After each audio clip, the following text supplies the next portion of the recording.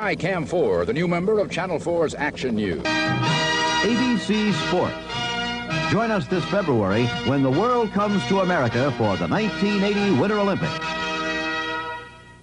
In 1977, Denver had to beat Pittsburgh to get to the Super Bowl, and they did it by pressurizing Bradshaw and with the hawk-like play of linebackers like Tommy Jackson. And they did it with offense, too, like Morton hitting Riley Odoms for a touchdown. So, Denver 34, Pittsburgh 21, but that was 77. Last year, Pittsburgh had to beat Denver if Pittsburgh was to get to the Super Bowl, and they did it with bone-crushing play, as you saw there, containing Norris Weiss, and again, as you see there. And they did it, too, with an offense that protected Bradshaw. Plenty of time. Scramble a bit, but able to throw downfield for a score like this one to the brilliant John Stallworth. Touchdown. And so last year, it was Pittsburgh over Denver. The score 33-10. Now tonight, these two rivals, top teams, top contenders, each dreaming of Super Bowl, meet again on Monday Night Football. 20 seconds to air. Stand by, all cameras. Ready. Stand by in videotape. Ready. Stand by slow-mo. Ready. Stand by to open your mics on the field. Steady. Stand by in graphics. Ready with your opening super. Ready. Stand by the announcers in the booth, please. And roll tape. 3, 2, 1. Take tape.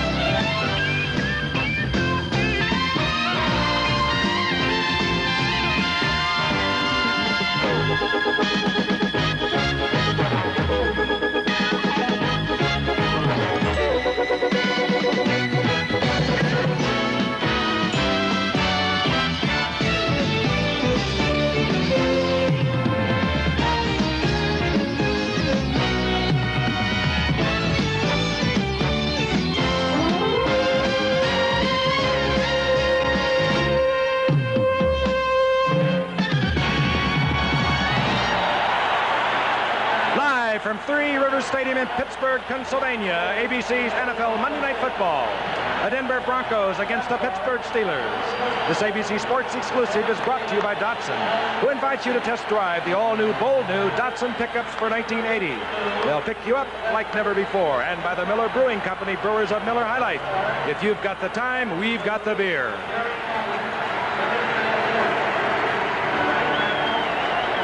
Again, everyone, the noise is deafening. You can hear it for yourselves. The atmosphere in this town, which they now call Titletown, is festive. There is still the hangover from the brilliant World Series victory. The Bucs indeed went all the way.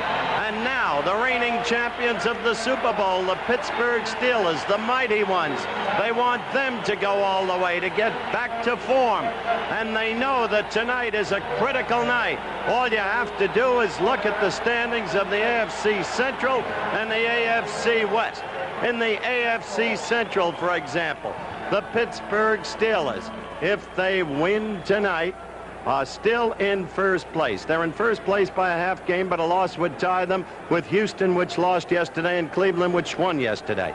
But the Denver Broncos have their own axe to grind. Look at the AFC West. San Diego, a newfound powerhouse in the NFL at 6-2, coming off the rout of Los Angeles yesterday. But if the Bronx can win tonight, they tie the Chargers. The Bronx do have a quarterback problem. I don't know of a man better qualified in the United States to discuss that, since one of the persons involved is a former friend and teammate than the old Dandaroo, Don Meredith. Let me see if I can do it. You know, the thing that's kind of interesting, I guess, when you look at the championship teams, the Super Bowl teams, almost always they go and say, what brung us here? And usually it's the defense. And I guess in Denver's case, that was true, too. But the quarterback at that time, when Denver went to the Super Bowl to play Dallas, was Craig Martin, an old teammate of mine, and actually he's a very good quarterback. Last year, there was some doubt about his maneuverability. Can he move back in that pocket? And he really couldn't move too well. But they said, we got another guy that can, Norris Weiss. He's actually a defensive back, but, man, he can play quarterback. And sure enough, he could. Now, the early part of this season, Norris Weiss was their starting pitcher, and Craig Martin was the relief man. Norris is suffering from a knee injury, and last week, Craig led his teammate over a victory to Kansas City, threw over 200 yards, completed 17 balls, and it's been a very well-guarded secret as who's going to start tonight, Norris Weiss or Craig Martin. Well, I want you to know that this reporter is telling you, an inside tip, it looks like Craig Martin. I think they'd like to have Norris Weiss's maneuverability, but Craig can throw the ball, and it looks like he's going to be the quarterback. How about that one? Shake him up. Huh? What brung us here? You're more country than you will ever admit. Well, you go to the one, you dance with the one that brung you. That's it. No problems at the quarterback spot for the Pittsburgh Steelers. They have Terry Bradshaw, but they're coming off a game against Cincinnati where they turned the ball over 9 times. You'll never win a football game, and they did not. They lost 34-10. They'd like to regroup. The Steelers' problem, like so many teams in the NFL, has been that of injuries. And let's take a look at the injuries that have occurred just at the offensive unit of the Pittsburgh Steelers. Expected back tonight, Lynn Swann. We are told that he'll come in perhaps in the second series. Some of these players are coming back. Defensively, they have also had their problems. We'll probably see Ron Johnson back at the left corner. There is some concern, and earlier we talked to Lynn Swann and asked him about that concern over the Steelers. Here's his answer. Well, like I said, I think we're in good shape, and we just have to stick to basics now, what we're good at, and not worry too much about what the other teams do. John Wooden said once about his great basketball teams that we're so good that everyone knows exactly what we're going to do. It's just up to them to stop us, and I think our team is that strong. So it's the Pittsburgh Steelers, the Super Bowl champion Steelers, against the Denver Broncos, and we'll be back with the kickoff right after this message.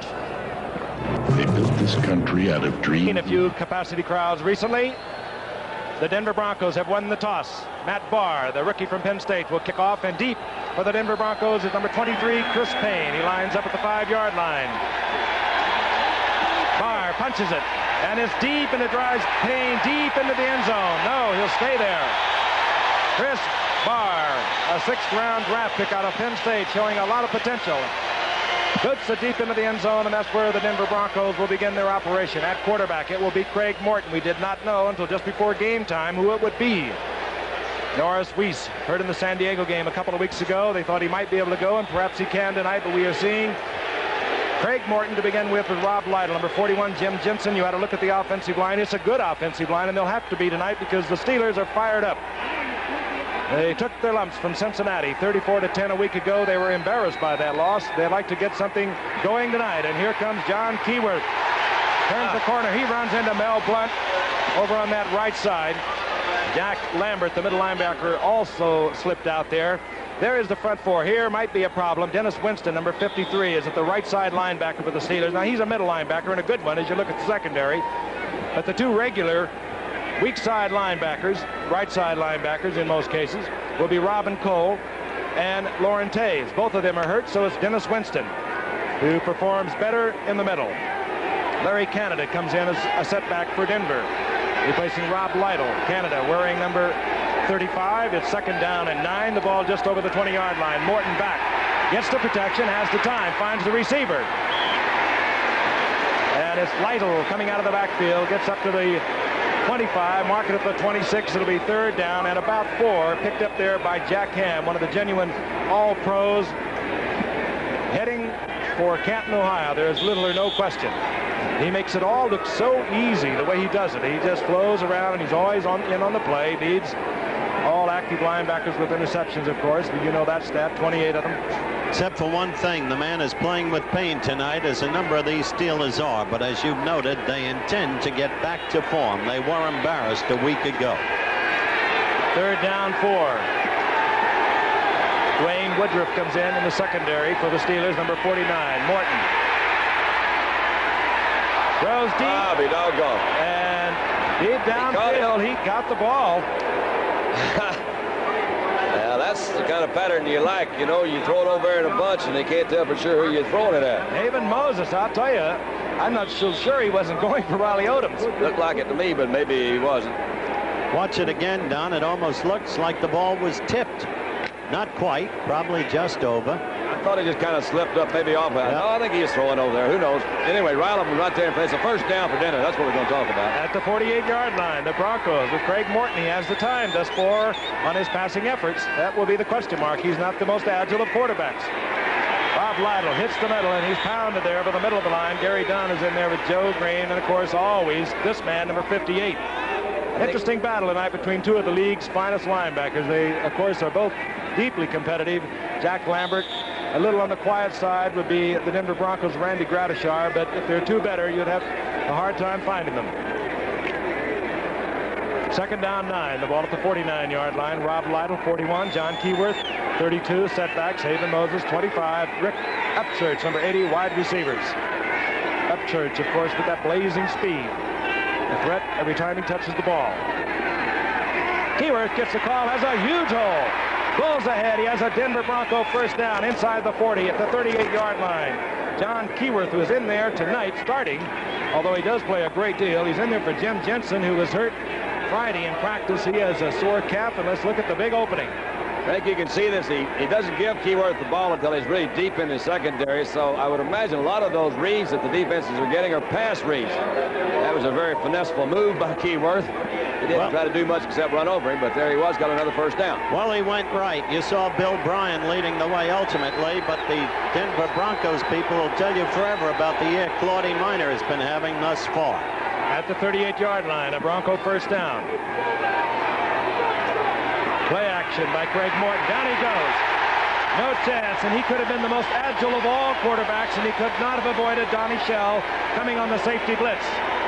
Extremely effective defensive play. Craig had the play called, a little play fake to this side. I don't think he ever saw Shell coming. That's good defensive scouting and defensive coaching to know what kind of formation let that safety come. Fred Miller, the Denver coach. The Steelers know that with Morton in there, having an immobile quarterback against them, the job is to get to him as they just did. Fred Miller knows the job is somehow to protect against the blitzes and against the front four, the Iron Curtain. Second down, 18. The ball at the 46-yard line of the Steelers. Morton. Oh, and he just does get it off in the general direction of Riley Odoms, but he felt pressure. It was L.C. Greenwood and Jack Lambert on the blitz. Greenwood 68, Lambert 58. That time Greenwood came from outside, rolled to the inside. Nobody picked him up. Morton had to hurry the pass, and in an area where we could look for Craig to try to go tonight to Riley Odoms, a gifted receiver, working against Donnie Shell, the strong safety who's playing on a very sore knee. But you'll see them blitzing as you just did that time with Lambert, the time before with Shell, all night with Morton in there. Third down, 18. Upchurch left. Haven Moses right. Those the wide receivers for Denver. Morton. Odoms had the ball, dropped it. As he looked around to see who was going to hit him, it would have been Donnie Shell. Fourth down, out comes the punting unit. And keep in mind that blitz by Donnie Shell has moved Denver out of a potential field goal possibility. They will have to punt. Luke Prestridge comes in, a rookie 7th-round draft pick from Baylor, and Theo Bell drops back, standing on his 10-yard line. He's in there really because the Pittsburgh Steelers would like to have Jim Smith in there, but he is starting at wide receiver. Theo Bell takes it at the 14. And gets back out to the 20-yard line, and the Steelers will have their first possession. 43-yard kick by the rookie from Baylor. We'll be returning to Three Rivers Stadium in just a moment. Fourth straight 300-yard passing game as he leads the Chargers against the Raiders Thursday on ABC.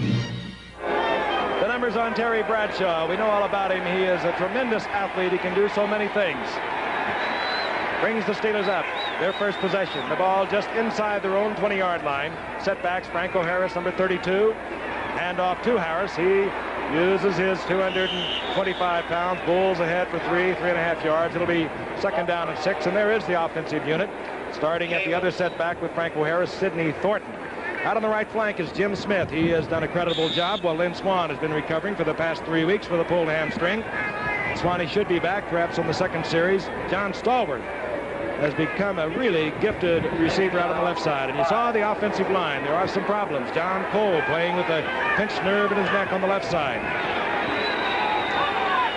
Second down, 6. And Thornton, and you see the strength of this man who came up 3 years ago, and Chuck Noll said he's perhaps the best blocker I've ever seen, and he uses that big power of his, 230 pounds. Bulls ahead. Picks up a couple. It'll be third down, a long 2. The ball just inside the 28-yard line. John Kolb comes out on the left side. So he stays in. They bring in now their short yardage defense. It's a long 2 to be in that short yardage, yet the Steelers go into it.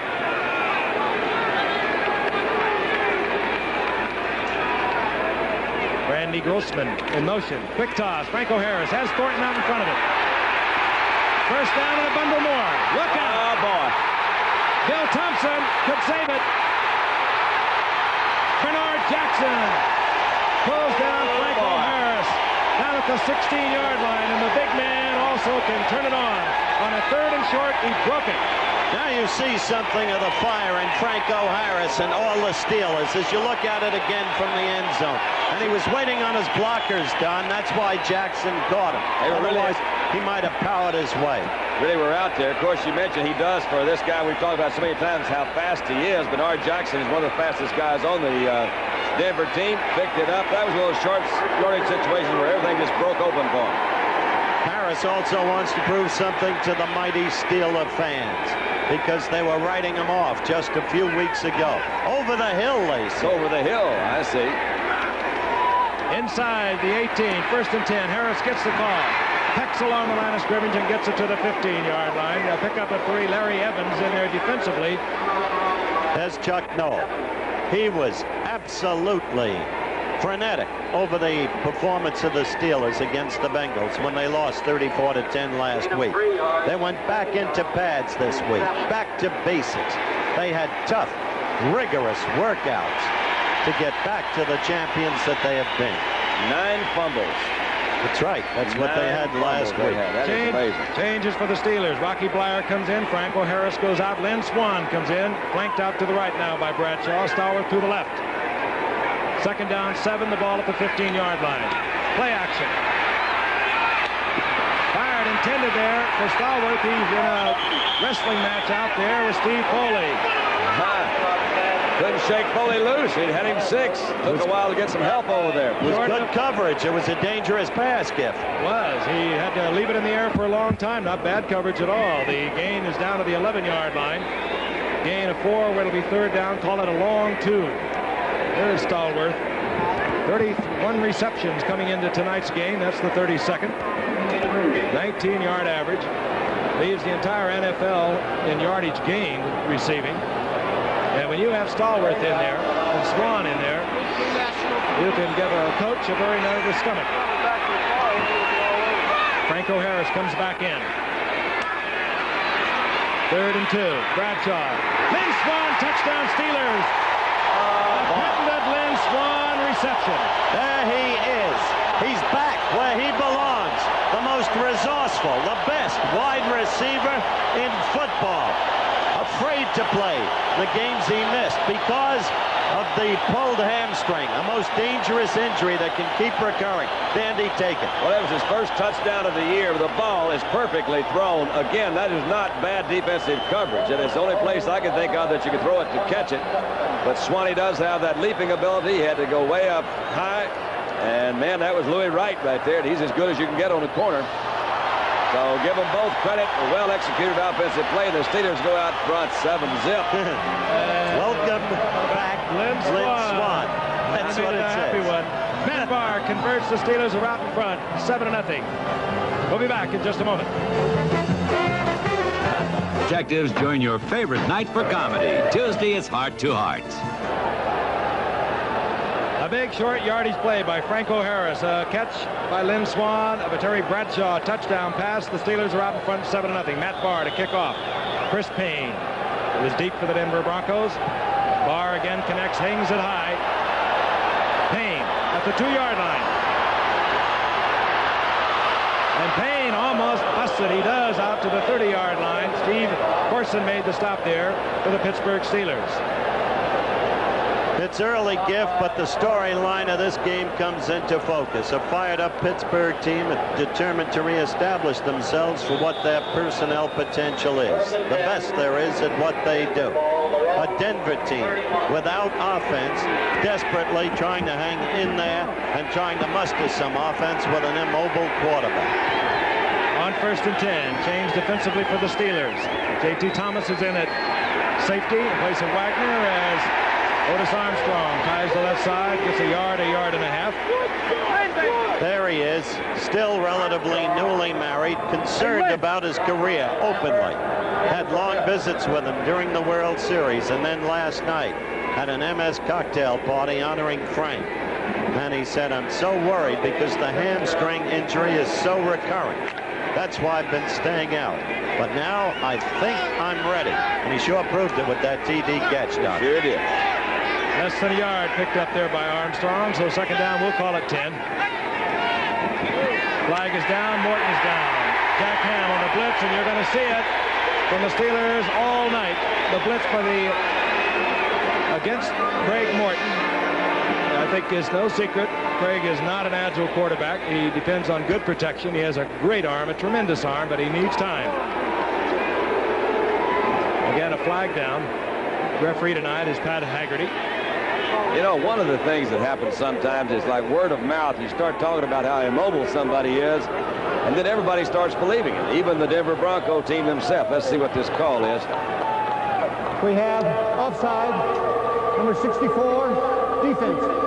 We knew that, didn't we? Steve Furness moving offsides. Second down and 5. I can understand him being offside, Frank. He is as fierce a pass rusher as you'll want to find. And having lost his job to some degree to Dunn, he wants to make up for it in a hurry. Ball resting just over the 35-yard line. Otis Armstrong in motion for Denver. Martin fires and he hits Haven Moses. Look out. There you go. Put it up on the board. Haven Moses there you go. Spins away. Ron Johnson had a chance to collect him at the 32. He did not. Denver's on the board. Good example of Frank's strength in his arm, as you just were talking about, Howard, because that ball was well thrown, almost 50 yards in the air, and he hit a small spot. Again, not too bad a defensive coverage. The key to me is look how much time he's got to throw. And he zipped that one right in there. Really, he was bounced off. That's one of those things that happens. He shouldn't have scored on it, but he did. He sure did. And the last pass he caught was against Ron Johnson. He had a big one last week. Caught 8. No, that was Upchurch call. He caught 4 last week. Haven did. So here's Denver for you, hanging in there, quickly turning the tide. Jim Turner for the conversion. His 1,399th point of his career, looking for the 1,400 mark. And there's Haven Moses, his 18th reception thus far this year. A big one for Denver because it looked like Pittsburgh was really going to maul them. It doesn't look that way now. We'll be back. For Pittsburgh. Denver answered a little over a minute. They came back to tie the score up at 7. 64-yard touchdown pass. Craig Morton to Haven Moses. Jim Turner will kick off. Larry Anderson not respecting the distance of Turner, but Turner does put it up high. This will be Anderson, and Turner gets it inside the 5. Anderson slips but sprawls forward to the 20-yard line. Steelers will have their second possession. Chris Payne down there to make the stop. You just saw that graphic. 2 plays, Denver bang touchdown just when it looked they could sack Morton all night.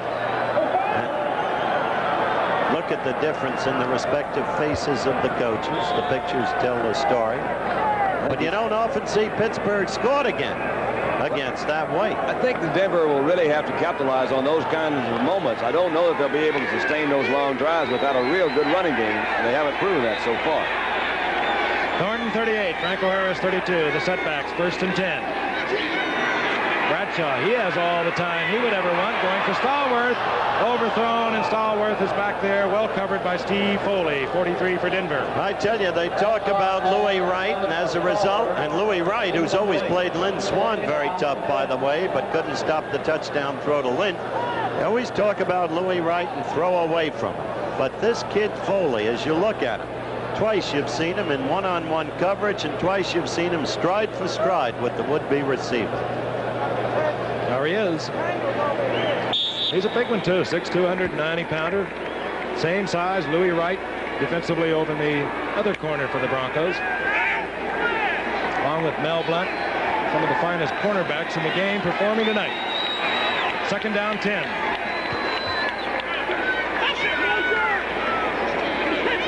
Jim Smith in motion. Inside handoff is Thornton. And Thornton pounds out close to the 25 and knocked back to about the 23, and they'll mark it at the 24, where it'll be 3rd down and 6. Then Swan comes into the game offensively for the Steelers.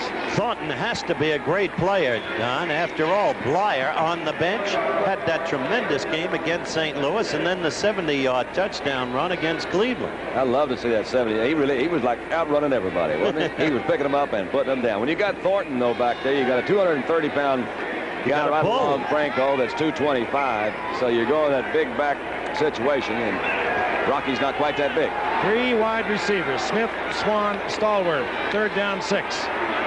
Bradshaw, a lot of time. Swan again. Drops the ball. He did. He went up. Bill Thompson was there, but Lynn had an opportunity. And that will bring up 4th down. I like to watch this athlete as much as anyone in sport. His verve, his daring, his courage, and look at that, the great resourcefulness. You won't see him drop 2 of those in a season. No, he had it up on his shoulder pad and couldn't quite hold on to it. But, you know, you won't find too many quarterbacks who can throw the ball that far and wait for the guy to make a cut downfield. Bradshaw threw that thing really right on the line. He had all the time he would need. Greg Colquitt punches it. Rick Upchurch is deep, but he lets it bounce. And it's going to take a Pittsburgh bounce. And out of bounds, close to the 20-yard line. A 56-yard punt by Greg Colquitt. 7-7, and we'll be returning to Three River Stadium in a moment. First undefeated Houston battles undefeated Arkansas. Then headlining regional action, Florida State LSU and Washington UCLA. Check local listings Saturday. 3 minutes and 59 seconds remaining in the first quarter. Action-packed in case you've just joined us. Steelers striking suddenly. And Denver answering a little over a minute from the Pittsburgh Steelers touchdown is tied at 7. 1st and 10 Denver, the ball at their own 20-yard line. Morton with a quick roll. Puts it into the zone, and Ron Johnson was shocked. He turned around, he had it for a moment, and said, hey man, I was open. Couldn't ask for a better pass to Johnson, could you? No, you couldn't. Hit him right on the numbers. He's trying to get in between. I think he's maybe expecting kind of a zone, but he was going with him all the way. You see Donnie Shell coming over to cover that deep zone. Bad pass. If you're going to throw that pass, you got to throw it so it's going to go out of bounds high enough. You can't risk the interception. Ron Johnson, one of those injured Steelers, returning tonight. He's been out for a couple of weeks. Let's be kind and say so far he's been rusty. 2nd down, 10.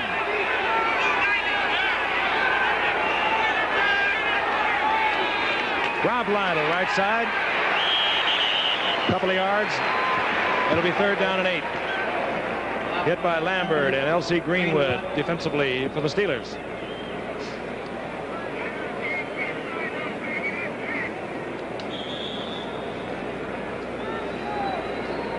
Long passing situation now for Morton. And the Steelers have been almost consistent in passing situations, shooting safeties or whatever.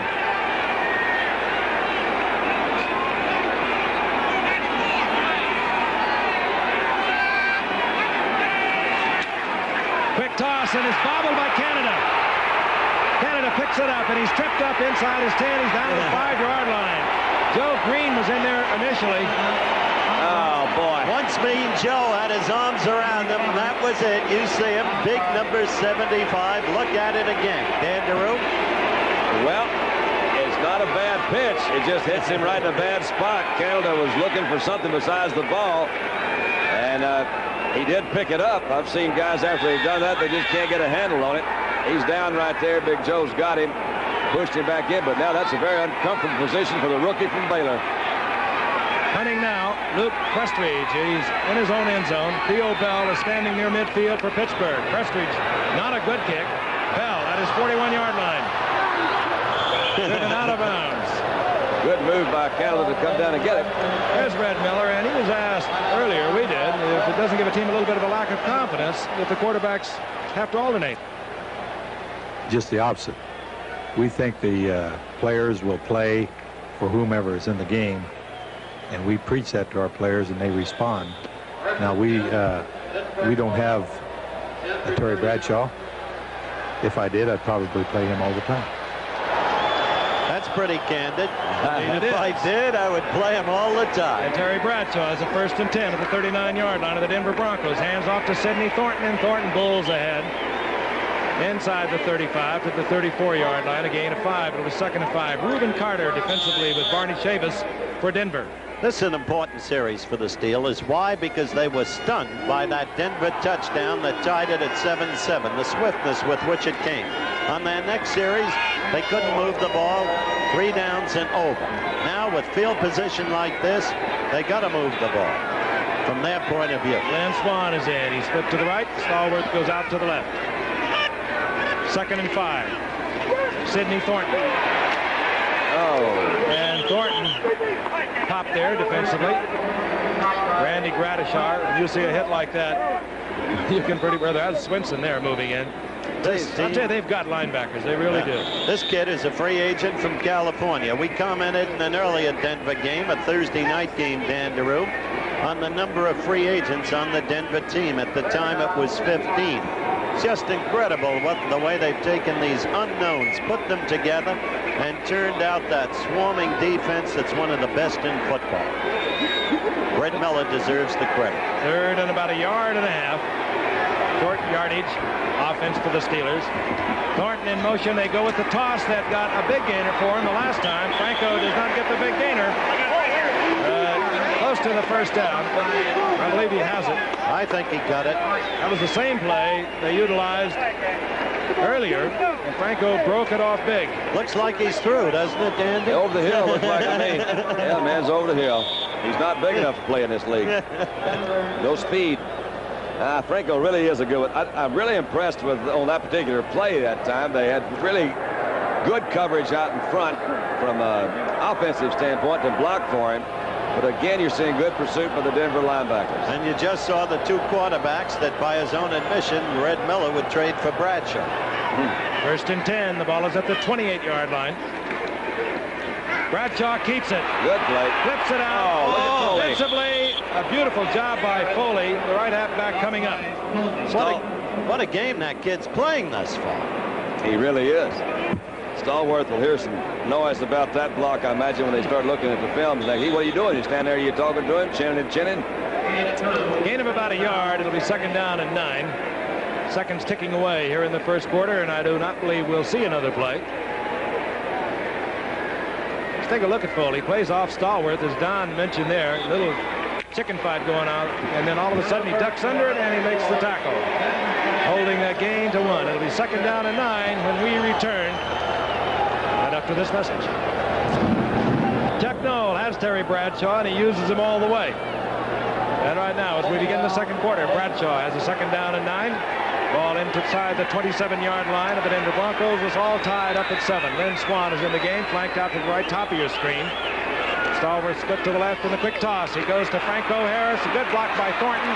And Harris inside the 25 to the 23. Upset there by Larry Evans. Defensively, he was playing for Tom Jackson. Jackson, who is an outstanding linebacker for Denver. He also bruised a calf or had a calf muscle injury on Friday in practice, so he's not in there. Look at the stats. Couldn't be much more even. Only a minute's edge in possession time by Pittsburgh. Total yardage, slight edge to Denver based upon the passing, including that one key play to Haven Moses, the long TD. Rocky Blyer comes in. He usually does in recent games in passing situations. 3rd down and 5.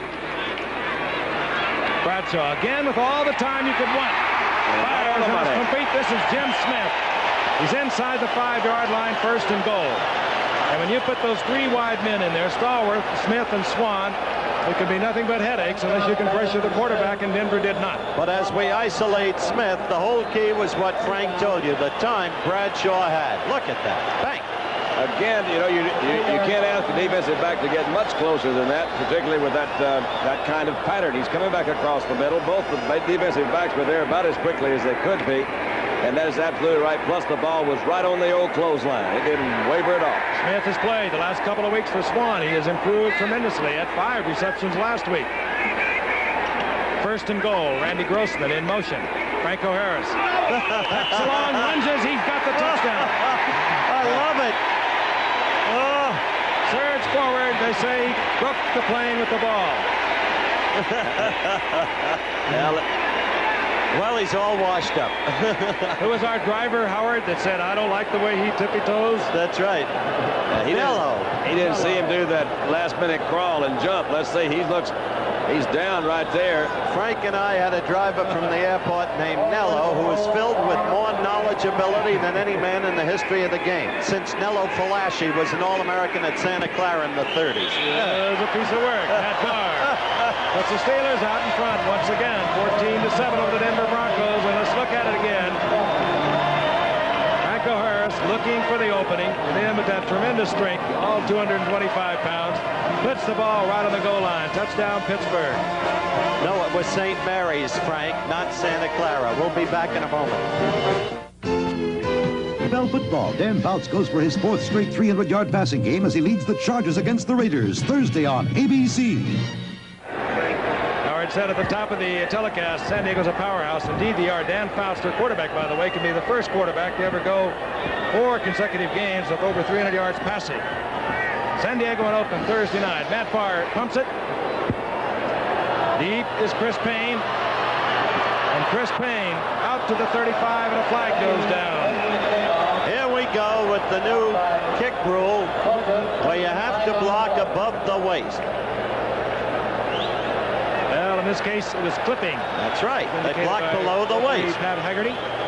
You see it again and again and again. I just want to say this. I sure look forward to seeing the Chargers because this team is really coming on. There he is. They have a receiver we saw last year, John Jefferson, who is absolutely unbelievable. He's of a cut with Wes Chandler of New Orleans, Wesley Walker of the Jets. We have a personal foul, clipping, number 50 on the return. Now that's Thursday night. In Oakland. The Oakland Raiders had been coming strongly, and then in this league, the way it's constructed these days, anything can happen, and so the Jets, with Todd Walker, upset them. Jim Ryan guilty of clipping for Denver. 1st and 10. The Broncos at their own 13-yard line. Morton slips it out to Lytle. Running room. And Lytle moves out to about the 19-yard line. Gain of about 7. Hit there by Jack Ham defensively. Good play. Got the yardage he wanted on 1st down. I think one of the things you're going to see is in more plays like that. They tried the first quarter to see if they could establish some sort of run. The only time they really had it, they had a kind of a big opening over on one side, picked up a big 1st down. The rest of them were 2- and 3-yard gains. That's a good alternative. Flip out to Rob Lytle on the outside. Maybe he'll break that one-on-one tackle. And it's almost as good as having a good running game. Almost, I said. And always, with Craig Morton, keep somebody to slip it to if they come with the blitz. 2nd down and 3. Ball at the 20-yard line. Otis Armstrong, 24. Jim Jensen, 30 setbacks. This is Armstrong. Armstrong has a 1st down out over the 25 to the 26. Dennis Winston defensively in there on the stop for the Steelers. Otis Armstrong. Paul Howard playing back to those great 1,000-yard seasons he had. Paul Howard clearing the way for him, and Red Miller's faced some criticism for using too many backs. Why not use Armstrong? Because he feels Armstrong is not in the shape he was when he used to gain the 1,000 yards. Very simple. And off is Keyworth, and the big one goes out to the 30-yard line. Gain of 4, 2nd down and 6. Miller Fields' his offensive line has done a well of a job this year, Don. You've talked to him. Particularly Studdard, Vlasic, Bryan in the middle, Howard, and above all, Claudie Minor, whom they claim is having a sensational season. I think their most effective blocks, too, they're all pretty good size, are the straight-ahead blocks. And that's one of the things that I think if you're going to try to give Pittsburgh some trouble is just go right at them. Upchurch and Haven Moses. Both split to the left. 2nd down, 6. Otis Armstrong in motion. Armstrong. There you go. Did he step out of bounds? Not until he picked up the 1st down out inside the 46-yard line. And the 1st down and then some. Now that's a clever use by Miller, who calls the signals of Otis Armstrong. Running the backs back and forth is Canada. Jensen, Armstrong shuffling the plays into Morton. You saw Jensen come up, pass to play on to Morton. Broncos down, 14-7, 11:05 remaining in the first half. You throw that kind of pass, you can wind up with a better than 60% reception completion percentage, and that's why that kind of statistic doesn't mean a thing. Otis Armstrong runs into the Steelers defensive unit. L.C. Greenwood on the bottom, Jack Ham on the top. Armstrong lowers his head, gets a yard out of it. Just telling it like it is. It'll be second down and 9. It means that you've hit 60 out of 100. That's right, yeah. And you can keep throwing those little hitches all day long incomplete. An average yard per pass is always a very good measure, I think. It's along with those percentages. It's a good measure of a receiver, too. Yeah. Look at a guy like Wesley Walker. He has the most amazing average yard completion. Ball at the 47-yard line of the Broncos. Morton. Riley Odoms. I love it. He did a good job that time, though, because he read the blitz real well. Had Riley Odoms out on a kind of a safety valve pattern. Had Haven Moses coming down across the middle for an old standard sort of, that's how we beat the blitz. Let's throw a guy toward the post and have the tight end go to the outside. He just raised up, hit Riley Odoms. Read the blitz real well. It might be a standard, but it's very effective. And as you said, Don, if they keep coming with it and they keep picking it up and he reads it. I don't mean I wouldn't throw it, Frank. I mean it's a deceiving statistic. You throw it to a guy like Riley Odoms, it's like throwing it to Otis Taylor or Russ Francis. One time they'll break the tackle and may go all the way. 3rd and 1. Rob Lytle. I don't believe he got it. It'll be very close.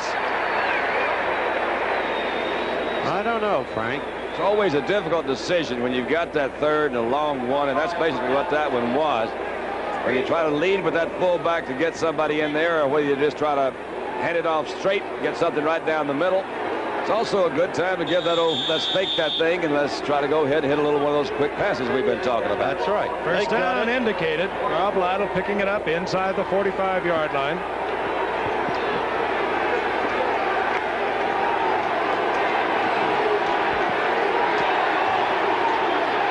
Upchurch split out to the left in the slot. Top of your screen, Haven Moses. Moses in motion. He's going looking for the screen, and it was Jack Lambert who slithered out there reading the screen all the way. Morton had to throw it away. Man, he had a lot of them reading that screen, and most of them were wearing black jerseys. There were 4 of them out there. He had Winston, Lambert, and Ham was even over there. How they all 3 get over there? Man, those guys are swift. Swift. Curly, it's all right, son. Just he's in there now. It'll be okay. Second down. If it is, you've got news for him. That's what he said. He said, you've got a scoop. Zach Valentine in defensively for the Steelers. And out comes one of the down linemen. See Furness coming out. Upchurch split to the left. Moses the right. Steelers thinking pass. And they're coming. Craig going for Riley Odoms, overthrows, and Donnie Shell was with Riley Odoms. David Moses was by himself down the middle. So Red Miller has a lot to think about on this call. I just think your odds are so much against you when you're working, well, particularly when you work against an experienced team like Pittsburgh. You try to burn them with those real deep passes that are really a little more than just take off and let's use our speed and get behind them. These particular cornerbacks have speed themselves. This game, more than usual, a game of chess as Pittsburgh keeps changing their defensive personnel. 3rd down. Craig has the time and fires into a crowd intended there for Haven Moses, and he was really popped. He was. By Donnie Shell. He was, but that was catchable. I think it was Lambert that got him too, Frank, and I think he saw Lambert in there. You can't fault the guy really, except he is paid to catch the ball. The ball was thrown well in a very kind of a crowded situation. You'll see Lambert, the middle linebacker. I'm sorry, that ball should have been caught. You bet it is, but you saw that elbow come real close to the head. That's it's hard to find those receivers that can go over the middle and catch those things all the time. Believe me. It's dangerous, yes, but as you said, they're paid to catch the ball. Luke Prestridge will punt for Denver. Theo Bell at the 10-yard line. Prestridge angling for the sidelines. We watched him during practice. He's pretty good at it. He's not bad. And this one will not be too bad. They'll step it off, and they'll mark it inside the 15-yard line. At the 13, we'll be back in a moment. If the world, the first sin. Taste it. Frank Gifford along with Howard Cosell and Don Meredith. Three Rivers Stadium. That's the offense thus far. Score 14-7. The Steelers over the Broncos. The Steelers have a 1st and 10 at their own 13-yard line. Bradshaw is back. Screen, it goes out to Franco Harris. And he makes it look awfully easy as Harris moves out close to the 18-yard line, up into there by Larry Evans. Gain of 6, it'll be 2nd and 4. You look at the Steelers, you wonder how they ever lost 34-10 to the Bengals. They can do so many things. Stop shaking your head, Franco. We know you think you should have gotten more yardage on it, but this Denver team has great defense. They swarm, they hit one-on-one. A troubled, or perhaps not so troubled at this moment, Chuck Noll. But they can kill you, these Steelers, in so many ways. Swan is in, number 88, flanked to the right by Bradshaw. He's wide open is Swan. He may be able to turn it on. It's going to be Bernard Jackson again that pulls Lynn Swan, who has been out, by the way, with a hamstring pull for a couple of weeks. He, of course, was a great track man at USC, and you thought he could pull away, but Bernard Jackson saves the touchdown at the 16. And the only reason, in truth, he did was that Lynn is still favoring that pulled hamstring. Well, I hope we have a couple of angles of this because I saw something going. Lynn really moved around. You're probably right. He's probably not running on a full leg. Louis Wright, right there, came up to try to bump Lynn. Lynn made a quick move, went around him. Again, Bradshaw was reading it all the way. Lynn had a couple of steps on him, and Louis Wright was there. We're back now live. Frank, I'm sorry. On 1st and 10 at the 16, a 65-yard pickup. That's Stallworth, and Stallworth has the ball at the 11-yard line. A gain of 5. It'll be 2nd down and 5. I tell you, they have so many weapons, you sometimes wonder what the key is to stopping this Pittsburgh team. I think one of the things that Louis Wright's trying to do, and I'm not trying to, it's one of the, if you're trying to read Lynn Swan, everybody knows he's got good speed, good catching ability, leaping ability. They try to intimidate him. They try to come up and hit him at the line of scrimmage. Louis Wright just missed. He tried to come up and hit him. Didn't do it. 2 big plays where Swan beat Louis Wright tonight, who has always matched him. Toughest man in the league for Lynn Swan, but not tonight. Top of your screen again as Swan matched up with Louis Wright. 2nd and 5. Bradshaw. Franco Harris. Harris inside the 5. He has a 1st down, Steelers. Well, he's only called 3 different plays. That's the same pass he called earlier, the first play, and nobody covered him that time, so he called it again, and nobody covered him this time either. You saw Steve Foley and John Stallworth. Yeah, they were having a little tussle, weren't they? Chicken fighting there. Is that what you call it? No, pecking away. I don't want to peck with either. No, sir. You're a non-violent man. That's what I like about it. That's right. Easy going. Except with sports right. Mild-mannered sort of fellow that steps in and out of phone booths every now and then. 1st and goal. Short yardage offense for the Steelers. Grossman in motion. The toss goes to Harris. Thornton's out in front of it. Harris is in. Good night. They got it rolling tonight. Steelers using all of their weapons in that drive.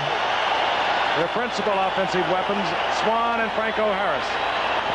And a fellow named Bradshaw. Franco Harris, just knowing where he is on the field at all times, steps into the end zone. Touchdown Pittsburgh, and Matt Barr comes on for the conversion.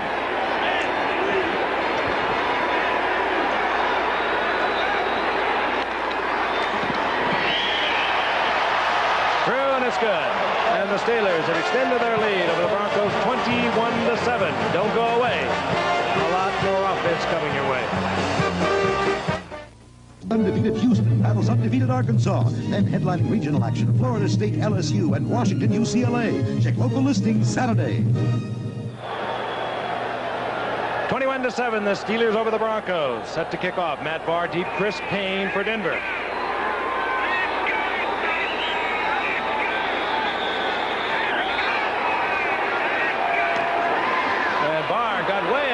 hit the kicking tee. Was taken at the 24-yard line. Taken there by Kip Lathrop. Lathrop gets it to the 30-yard line. Actually, that was Canada who brought it back. So now the Denver problem, Frank. Do they have the offense with Craig Morton at quarterback to cope with Pittsburgh's defense, get back in the game, 2 touchdowns behind? Big problem. They're not a high-scoring team. They beat Kansas City with 24. They lost to Seattle. They scored 34 in that one, but they did lose. They beat Oakland 27-3. Those their high-scoring performances thus far in the season. 1st and 10. Morton remains the quarterback. Play action fake. Morton has the time. Lofts it up in the general direction of Haven Moses. Donnie Shell was back there flagging it. Well, it was a tough throw for Craig under any circumstances. Don, you saw him stumble as he was dropping back. Looked like he tripped over somebody. Flag is down as we look once again. Yep, he tripped over his own offensive guard there that time. That was Paul Howard. The ball was just really thrown deep. Again, you know, I think to get back in any ball game, you've got to really kind of work the ball down. You can't count on hitting the ball, a pass like you did to Haven Moses, and everybody bounced off of it. That's right. And go 60, 70 well, yards. they're defensing that. Clearly, you saw Donnie Shell back there. He covered him like a blanket. And the key receiver... Number 70. Number 7. Dave Stetter, the left offensive tackle of the Broncos. 7. Key receiver in a situation like this might be Rick Upchurch, Frank. Throw it to him short and let him run. Try to get it to him. 1st and 20. Rick Upchurch has not caught the ball tonight. He's a game breaker if they can get it to him. They're doubling him. Odoms is open over the middle. There you go. Riley Odoms inside Steeler territory at the 48-yard line. And that is concentration because Odoms knew he was going to get hit, as he did indeed by Donnie Shell. His only thought was reading the label on the ball. Squiggle, straight back pass. They doubled Rick Upchurch. Beautifully thrown ball, hit him right in the numbers. That's not the easiest pass to throw because the guy's going right straight in front of the quarterback. If he goes to the outside, you got a bit better angle, but that was a good throw. That's true, and in a sense, Upchurch was the key because they had a double. They sure did. On 1st down, the ball at the 48-yard line of the Steelers. Change of setbacks. Otis Armstrong is in. John Keyworth. Morton had his arm hit, I believe, or he decided not to go to Upchurch. Pulled it down, put a butterfly over the middle, incomplete. He who hesitates is lost. Written about somebody. Looked like he pulled the string on it, Don. I think he was trying to pull it down too, Frank. Upchurch sprinting down the sidelines. Thought that's not going to work and pulled the string and dumped it over the middle. They had a kind of delayed double coverage that time. They are going to try. I mean, that's a smart thing to do defensively. I saw a lot of defensive change when Bobby Hayes came into the business because they got to respect the guy's speed, a real game breaker. Hole number 22. Oh, you bet. But you can go to somebody else there. That's what that whole thing's about. 2nd down, 10. Upchurch split left this time. Moses, bottom of your screen. Wide receivers for Denver. Could have been. Joe Green is acting for the Steelers like somebody pulled him off.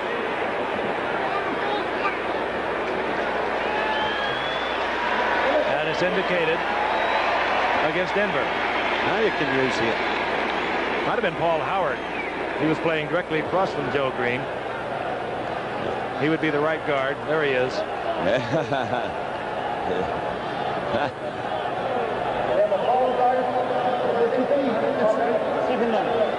Paul Howard, they'll back it up 5 yards. He's looking older. In that league, I can understand it. Now you can use Upchurch. Lynn Swan with a happy face. Ball at the 47-yard line following that penalty of the Denver Broncos. Single setback, Keyworth. Here comes the blitz. And down goes Morton. It's Joe Green. They're all in there, but Joe hit him first. LC was in there. I don't think I'd ever call a pass play tonight if I didn't have a safety valve. He didn't have any that time. He had all his receivers deep. You see the way they were dealing, though. Joe Green not coming over Paul Howard, but moving behind his right tackle, sliding along, and it takes precision effort by that offensive line to pick that up. That too, Frank, and something that's basically illegal, but they everybody kind of does it. They go in and they'll grab one of those offensive guards or centers, and kind of hold him there in position, and it appears that, man, they're really struggling to get away from that block. In reality, what they're doing, they're holding him so the other guy can go around the outside. 3rd down, 23. The ball inside the 40-yard line, and Denver is not going to put it up in the air. Rob Lytle is pounded on the right side of the line of scrimmage, and Denver will have to punt. That's exciting. Yeah, great play. I'd like to talk to Red Miller about that call. Well, they were in a tough situation. You're talking about a 3rd and long, but my golly, you know, how many times are you going to pick up 15, 16 yards on a play like that? It was 3rd and 23. Well, you do it when you're having skeleton drills when nobody tackles and practice back in training camp. Theo Bell at his 20-yard line. Prestige drops the ball, but there is no rush. The Steelers playing for the return. They did not even have a single man on the rush. Theo Bell is down at the 22-yard line. Got to have somebody look like me. That's our illustrious producer, Dennis Lewin, made a good point. Should somebody be downfield, and there is the flag, and I would imagine that's what it's for. And we have 3:50 left in the half. Plenty of time for Pittsburgh if they can get field position. Another wonderful opportunity to run a sweep. Ineligible man downfield. And that will bring it back once again. There's he bobbled the ball, but there's not one Steeler. And this is unusual because even if you're going with the return, you always send one man to keep the punter honest. That's true, Frank. Thank you. Well, it is. Frank doesn't lie. No, Frank speaks. He speaks not with forked tongue. Pittsburgh, their option was the ball at the 22 or make Denver kick it over. They'll have Denver kick it over. Still reading Shakespeare. Ineligible man downfield. Number 58, offense. Rob Nairn down there early for Denver. I think he was one of several. Jim Smith is in there now at the 32 to run this punt back at Prestige, and that was a high center.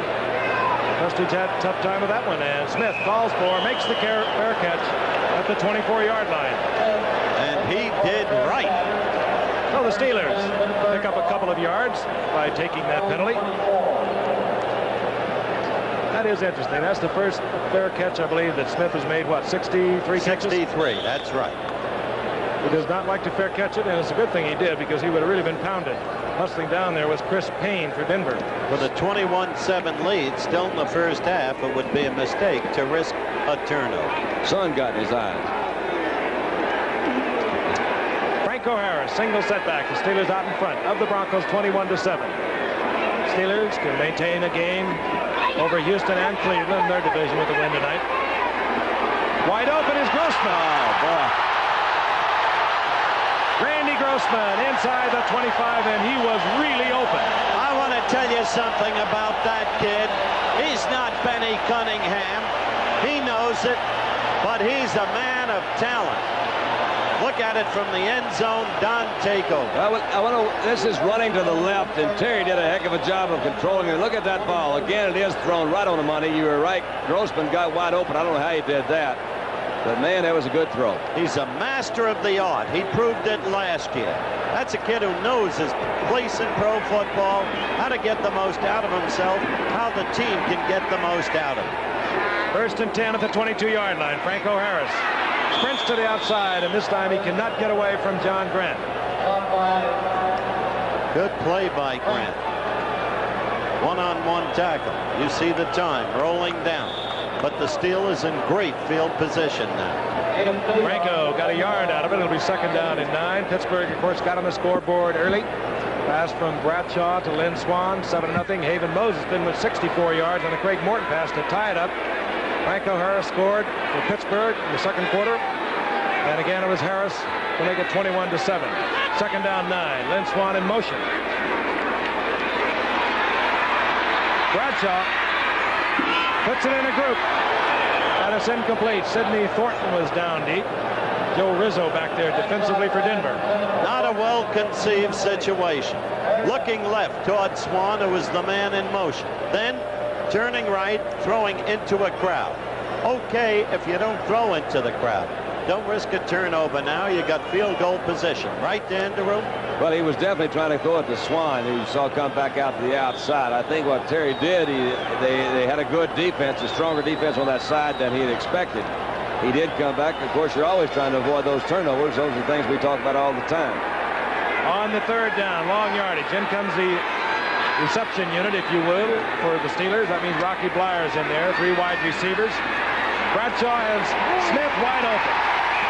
First down inside the 2. They'll mark it at the 1.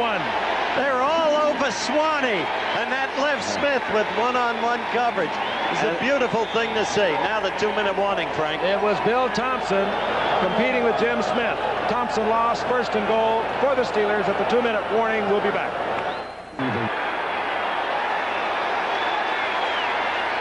Terry wants the crowd to quiet.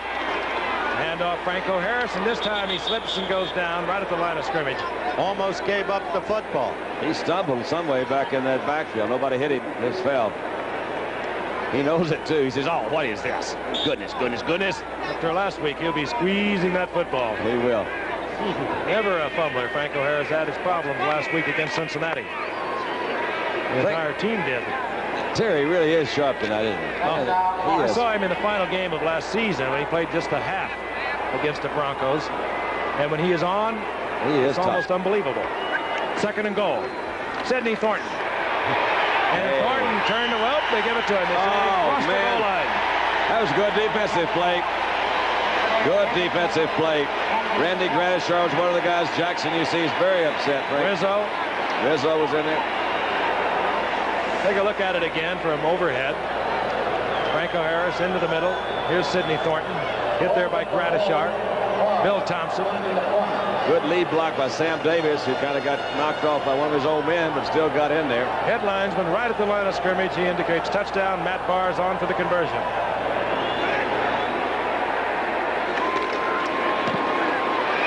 Matt Barr very busy here in the first half, and the Steelers have moved out 28-7 over the Broncos. Very distinguished visitor in our booth, and he's going to have a little chat with Howard. I heard it was good.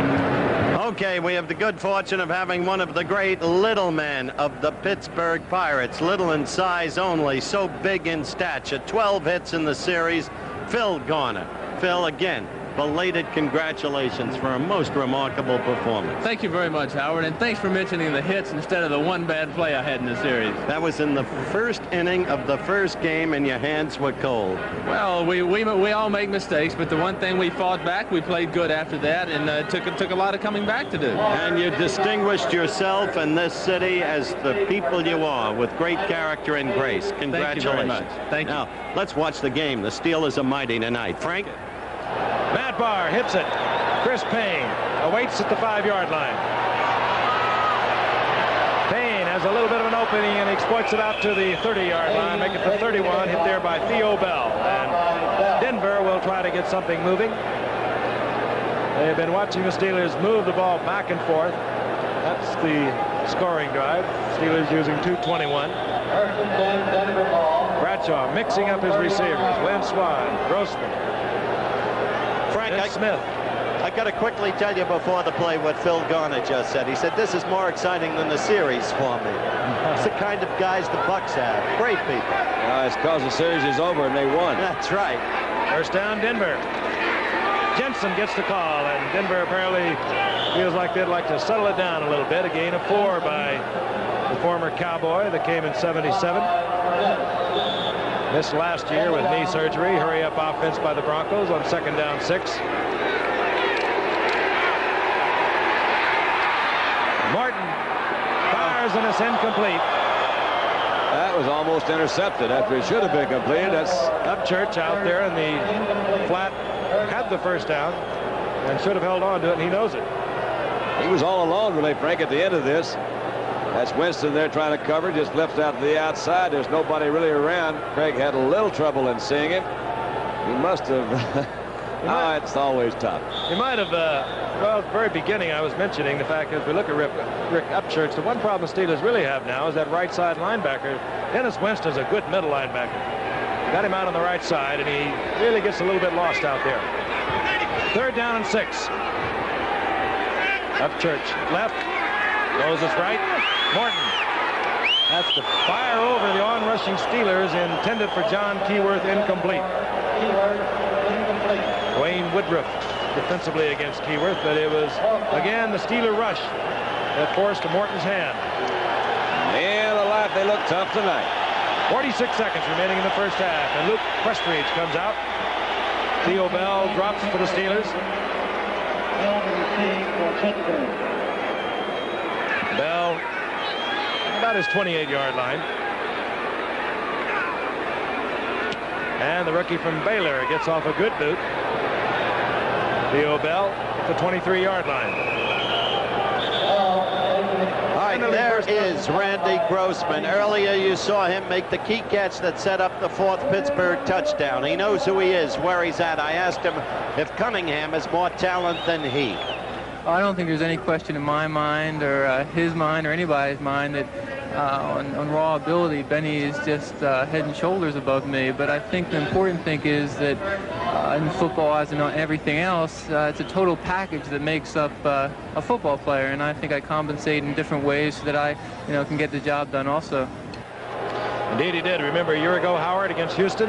Oh, 9 receptions by Randy Grossman right here. But as I said, that's a kid who knows who he is, where he's at, what it's all about, what his place is on this team. And it's part of what makes the Steelers mighty.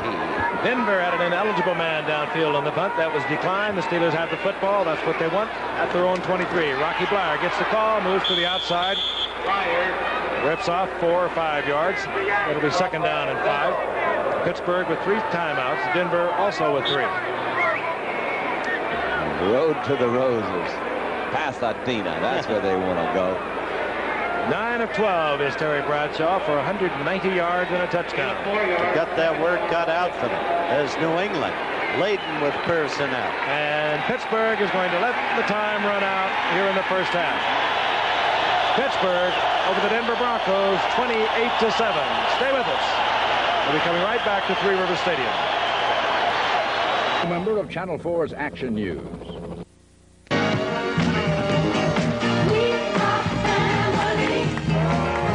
The way it was in Market Square in Pittsburgh last Friday at 12 noon in celebration of the fact that the Bucks had become the champions of the baseball world. That's Mrs. Omar Moreno. You've seen her before. Sister Sledges, we are family in the background, and above all, they are celebrating the head of the family. That man, the senior citizen, Willie Stargell. That was in the top of the 6th against the brilliant young Scott McGregor, with a man on in the 7th game, providing the game-winning runs. Stargell had done it. He is Mr. Pittsburgh. Earlier tonight, I spoke with him. And here he is, the head of the family, Willie Stargell, who somehow has touched the soul of a city. Willie, belated congratulations to you. And secondly, what has been your retrospective feeling, if any, about all that's happened? Well, Howard, thank you for the congratulatory, and I'm very warm and filled with a lot of emotions, but it hasn't really hit me yet. I was saying a moment ago that basically I do get an idea of what we've done in terms of how the people are responding as we walk about the city. But I guess I'm sort of tired and I'm unwinding, and once this has taken place, then I'll be able to look at tapes, videotapes, and see the excitement and probably get goosebumps and say, no, I wasn't part of that.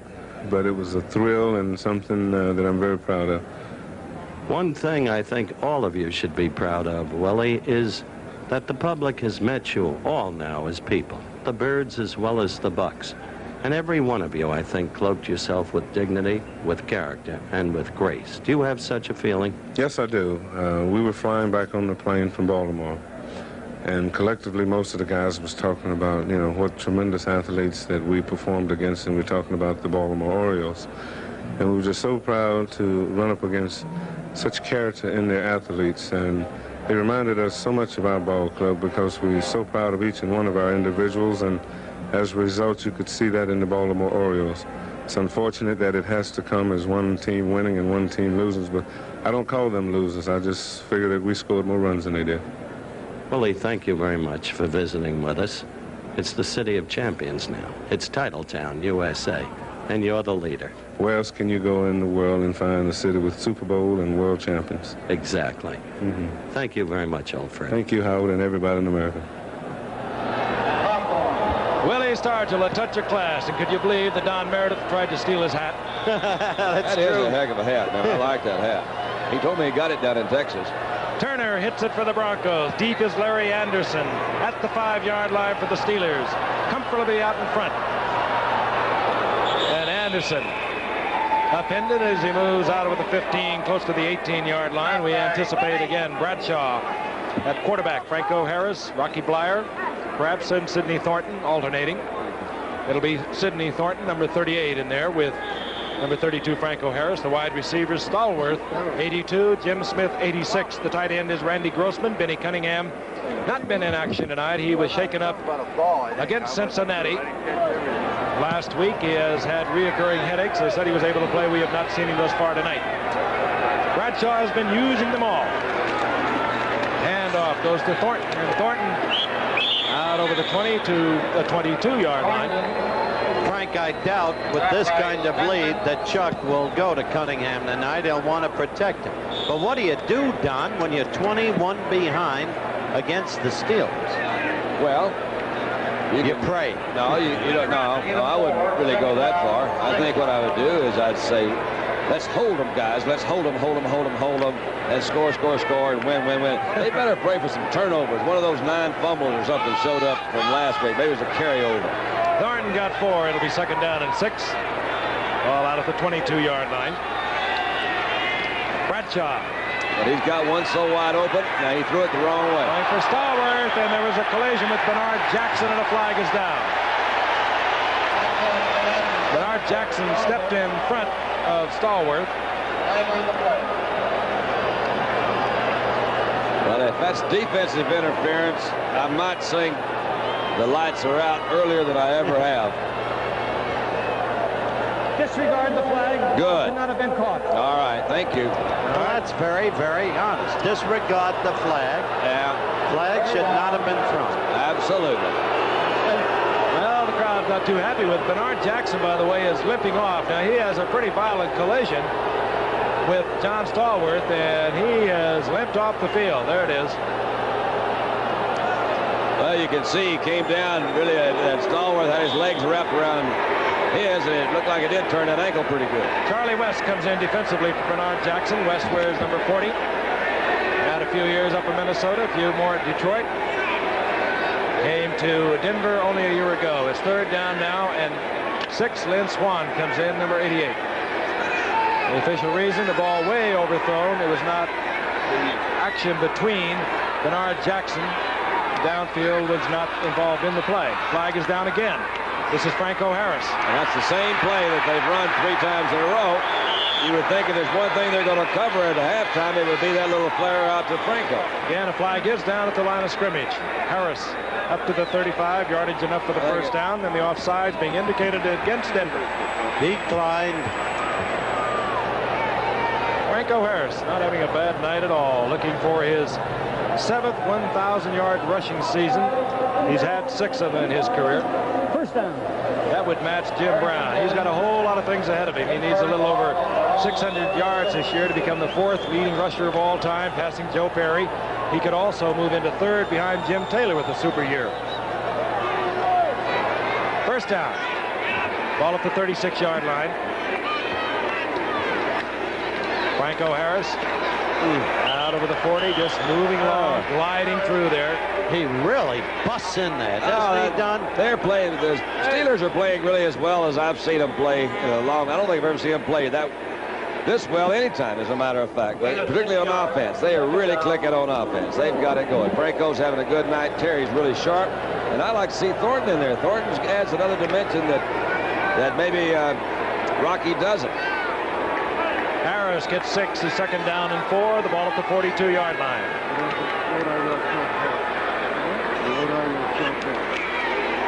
Thornton bobbles the ball. It's one of the dimensions I was talking about. Denver comes up with it. It's Latimer who has the ball.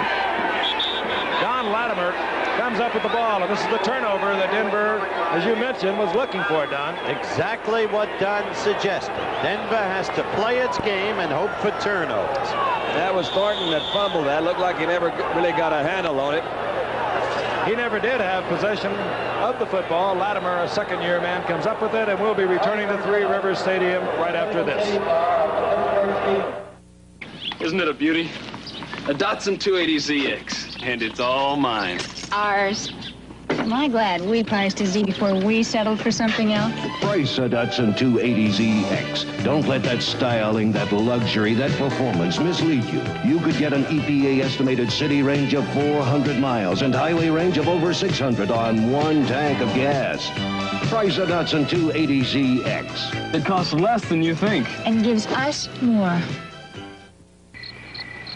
Here's to good friends. The key's supposed to be under the steps. I got it. Hey, here's a note. Gentlemen, my country estate is at your disposal. There might even be a little something in the refrigerator regards Hank. Let it be low and brown. Low and brown. Oh. When you want the taste of a truly great American beer, tonight, let it be low and brown. Here's the Hank. Wherever he is. Low and brown. An NCAA doubleheader. First undefeated Houston battles undefeated Arkansas. Then headlining regional action, Florida State LSU and Washington UCLA. Check local listings Saturday. Craig Morton down 28-7. Gets the first turnover. Denver has the football at the 38-yard line of the Steelers. Upchurch and Moses, the wide receivers. The setbacks are Lytle, 41, Jensen, number 30. The tight end is Riley Odoms. Lytle in motion. And the toss goes to Jensen. Flag is down, and Jensen is down after maybe a gain of a yard. Drew a flag at Riley Odoms, Frank. Looked like he clipped Jack Ham. I think you're right. But while we have this instant, Frank, there's something I must say for all of us. There's a lady I dearly love in the Merritt Hospital in Oakland, California. Her name is Carol, or Caroli, as you will, Davis, the wife of Al Davis. I spoke with Al yesterday. No game matters, not against what's happened. At age 45, struck down, will get this call of the official.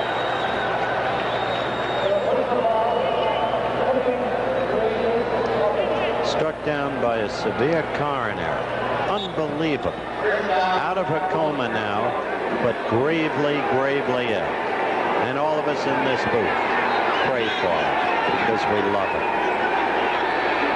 The ball moved back to the 47-yard line, flipping against Riley Odom. First and 25. Morton hangs it up. Odoms is open. He does not hold on. Beautifully thrown. Donnie Shell collided with Odoms. The ball came loose. Give Shell all the credit in the world. The ball was well thrown, Frank. Good pattern by Odoms. He had it. Donnie Shell just broke it up. That's it. Odoms holding his left arm. Stays on the sidelines. Looked like Rob Lytle picked a man that I wouldn't have chosen over there to have some words with. I think it was Jack Lambert. We saw him slightly restrained by the officials on the sideline. Frank, just 2 weeks ago tonight, the night before that, you had dinner with Carol Davis, didn't you? She's a lovely lady, and as you so well put it, we all wish her very best. Yeah, I sat right by her. She certainly is, and I'm looking forward to seeing Al and all the Oakland Raiders on Thursday when they play San Diego. We'll get out there. Second down, 25 for the Broncos.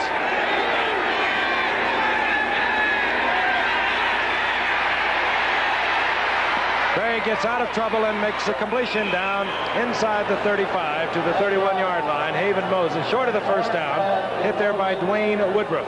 Now, right there, you saw Craig Morton holding together. We have said he's immobile. That's factual. But to be fair to this man, he is a marvelous thrower, and he has had some key passes dropped tonight. Well, he maintained a concentration there, I think, Howard, that it's easy to say that veterans have it more than the younger players, but that's really true. He maintained his composure, moved out of the pocket, and still found his receiver. Third down, long three for Denver. Ball at the 31-yard line. And I believe Rob Lytle moved forward. You saw it, number 41. That was one movement.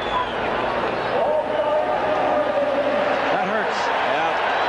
Just as I'm talking about composure, that That was obviously a different defensive alignment than what they were looking for. Craig was trying to check off, go to an audible. For whatever reason, it really didn't carry through the rest of the team. Caused some movement in that line.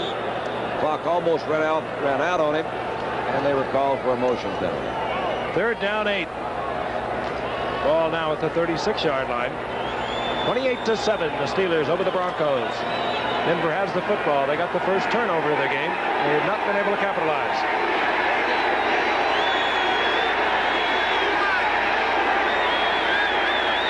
Steelers on the line of scrimmage. Morton reads it, has a man open. Overthrows Haven Moses. It could have been 6. Oh, he knows it, man. He had him wide open. You're right. They had a maximum blitz, Frank. But he had it pegged. He threw, and his own chagrin you just saw on the screen. Tough call now. 4th down, 8. A lot of yakking over there in the sidelines in front of the Denver bench. Do we punt it? Do we go for the field goal? Or do we go on 4th down? You're down 28-7, and they're going to go on 4th down. Well, Riley Odom's back in the game. The wide receivers will be Upchurch, 80, Haven Moses, 25, Odom's 88, and they have to put it in the air.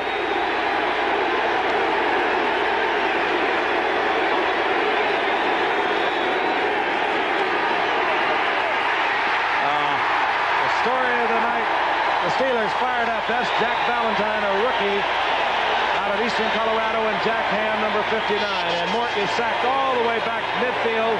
That was 4th down. The Steelers will have good field position, and we'll be back in just a moment. We turned the lights on these 40 American cars. 2.5 hours later, they all started. The Die Hard. It batted 1,000 in Yankee Stadium. Only at Sears. From the people who brought you Die Hard batteries comes the Muzzler, the aluminized muffler from Sears. The Muzzler, only $17.99 at Sears.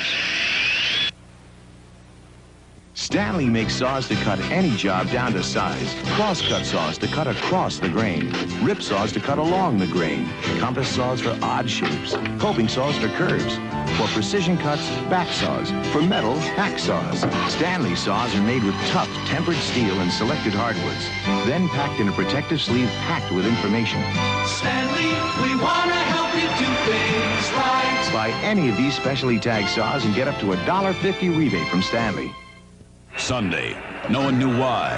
No one could stop it. Disaster on the coastliner. On 4th and 8, Denver down 28-7. Went for it. Down went Greg Morton. The Steelers have the football. They mark it at the 42-yard line. Thornton 38, Franco Harris 32. Setbacks for the Steelers. This is Franco Harris threading his way through the traffic out to the 48-yard line. Gain of 6. It'll be 2nd and 4. And right now we'd like to welcome KJCT in Grand Junction, Colorado, who became an ABC affiliate today. Welcome aboard, guys. Love your country. Big Joe. Big Joe Green. Nice. Really not what he was as a pass rusher when he was the first player ever drafted by Noel, but still strong. He's had a sack tonight. Terrific against the run. He's still a heck of a nice guy. And a football player. 2nd and 4. Bradshaw switches it off. Reads the blitz. Hey, that's screen to Thornton. First down. Inside the 45. He was down. Good play by Bradshaw. Man, he had a lot of help over there. Bradshaw worked his way through that offensive blocking. That was a well-executed play. Really kind of a tricky one. Let's see if we can pick it up. It's going to go to Thornton. Would that be an audible, Don, a screen? No, I don't think so, Frank. I don't know, but look at that. Look at Bradshaw play off a good block in the middle. That was Mike Webster, good blocker. They slipped in their own and stopped. That would have been a lot bigger game it was. That's right. That's the point. You're exactly right, Dan DeRue, because Evans played off that, but you're exactly right. That saved a huge game. At the 44, first down Steelers. Bradshaw, screen to Stallworth. And Stallworth inside the 35. Charlie West was groping for Stallworth's head. The crowd did not like it, and Stallworth didn't like it. I want to tell you something, ladies and gentlemen. When these Steelers put it all together, you look at a truly great football team. And you think of the team with the best record in the league, with great personnel, brilliantly coached, the Dallas Cowboys, 7-1. And you can't help but think forward to the Super Bowl and expect that these two teams will meet again. If it does happen, and anything can happen between now and then, what a showdown that'll be. Two great teams. They're going to play next Sunday, as a matter of fact. Right here. Right here. Right. And that's going to be a good one. On 2nd and short, Harris gets the first down, gets close to the 30-yard line. Interesting thing about these two teams, Pittsburgh is totally homegrown. They have not got a player in their roster who's played somewhere else. They either drafted them or they're free agents. Dallas has a couple. Preston Pearson came from the Steelers, oddly enough, and Seption, of course, had played with the Rams. And the big homegrown. one, the most recent, is John Dutton, who may be ready for this Pittsburgh Steelers group next week. They have not activated him yet. Big defensive end they got from Baltimore. And in the stands tonight and here to visit with us, Gil Brandt, the brilliant director of player personnel of the Cowboys. 1st and 10 Steelers. Stallworth in motion. A couple of receivers open. Grossman for one. Franco Harris totally alone down the sidelines. Of course, Terry was looking for Swan. Sounds really weird, Frank, but you know, you can have too many guys open sometimes. It confuses you. He wound up trying to throw it to Swan. Did that happen to you ever? Oh, yeah, a couple of times in practice. Only in practice. About that game one time, Don, you hung it up in the middle, and I remember after the game, I asked you, I said, Don, there was no one near it. That's true. And I just flat forgot the play. I called in the huddle. That's really true. That's really true. Well, it can happen. 2nd and 10.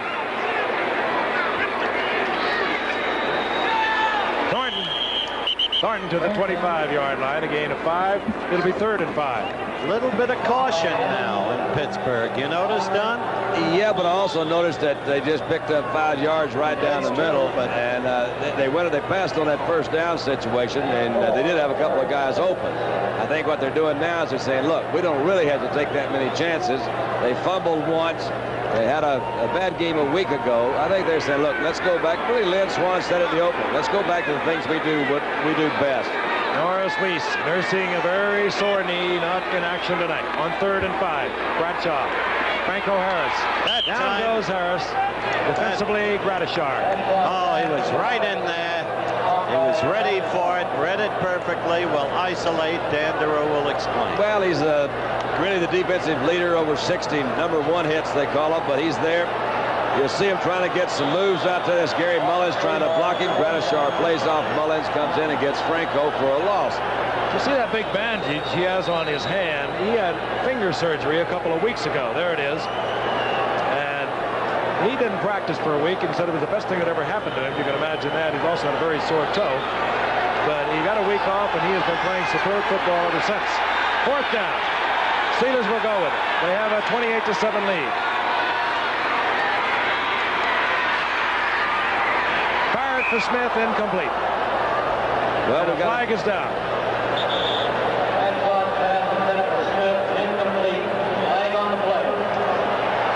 Roughing the passer. Roughing the passer. Oh, what a tough penalty at this point in time. I saw a roughing the passer penalty cost New England a shot at the Super Bowl in a big game against Oakland. A still controversial call. Guess it was 3 years back. Top of your screen, you'll see it. Here comes the crisscrossing. And that's Barney Chavis, who unloaded on Bradshaw. They're looking out after the quarterbacks this year. It's always a controversial call. Boy, it is, because you're talking about split seconds. You're not talking about anything really big. You got 250 pounds in motion here. It was really a difficult call to make. It's moving and trying to get to the quarterback. In any event, the first down is inside the 15-yard line of the Broncos. Franco Harris finds an opening down at the 10-yard line, a gain of 3. It'll be 2nd down 7. We're inside 8 minutes remaining in the 3rd quarter. Terry Bradshaw having a good night. And by the way, a colleague of ours has written a book on Terry Bradshaw. What's it called? A Man of Steel. Dave Dials. That's good work. It is a good book. I've read it. Terry, 13 of 18, 222 yards tonight. 2nd and 7. All the time in the world, he throws it right into the arms of a Denver defender.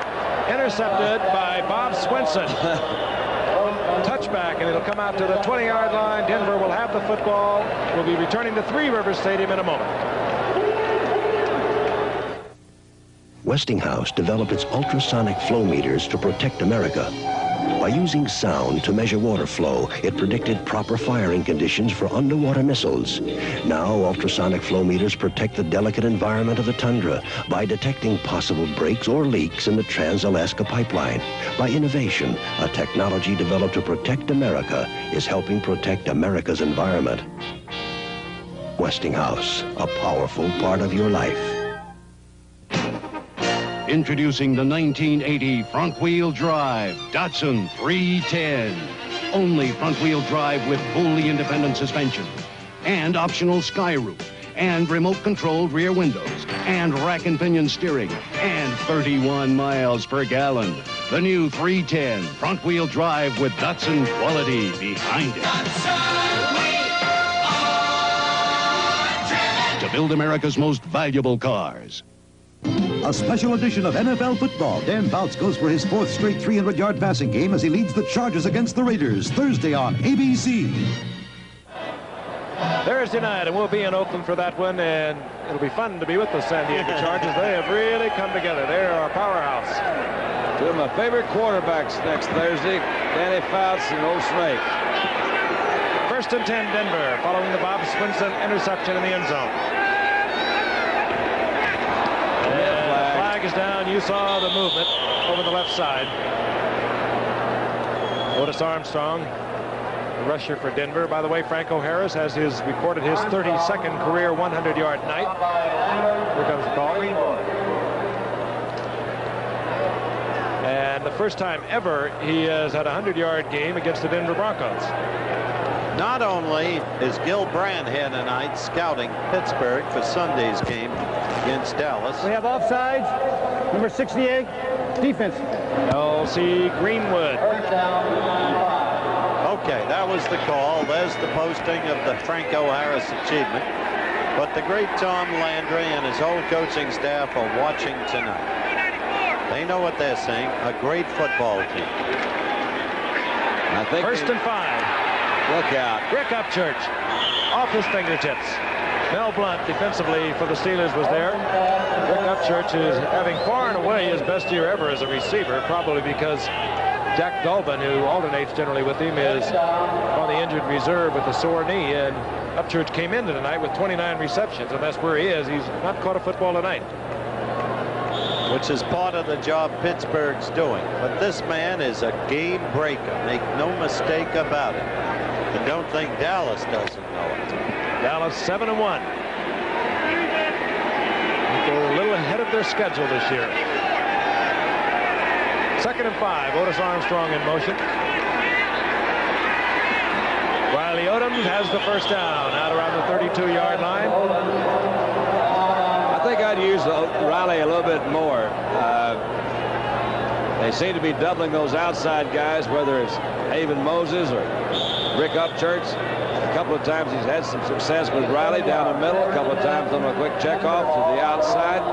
Make him cover that guy. Maybe they'll break that double coverage. They don't, keep going to it. You saw his career receptions. Last year was his biggest year ever with the Broncos, and he's in his 8th now. He had 54 receptions last year.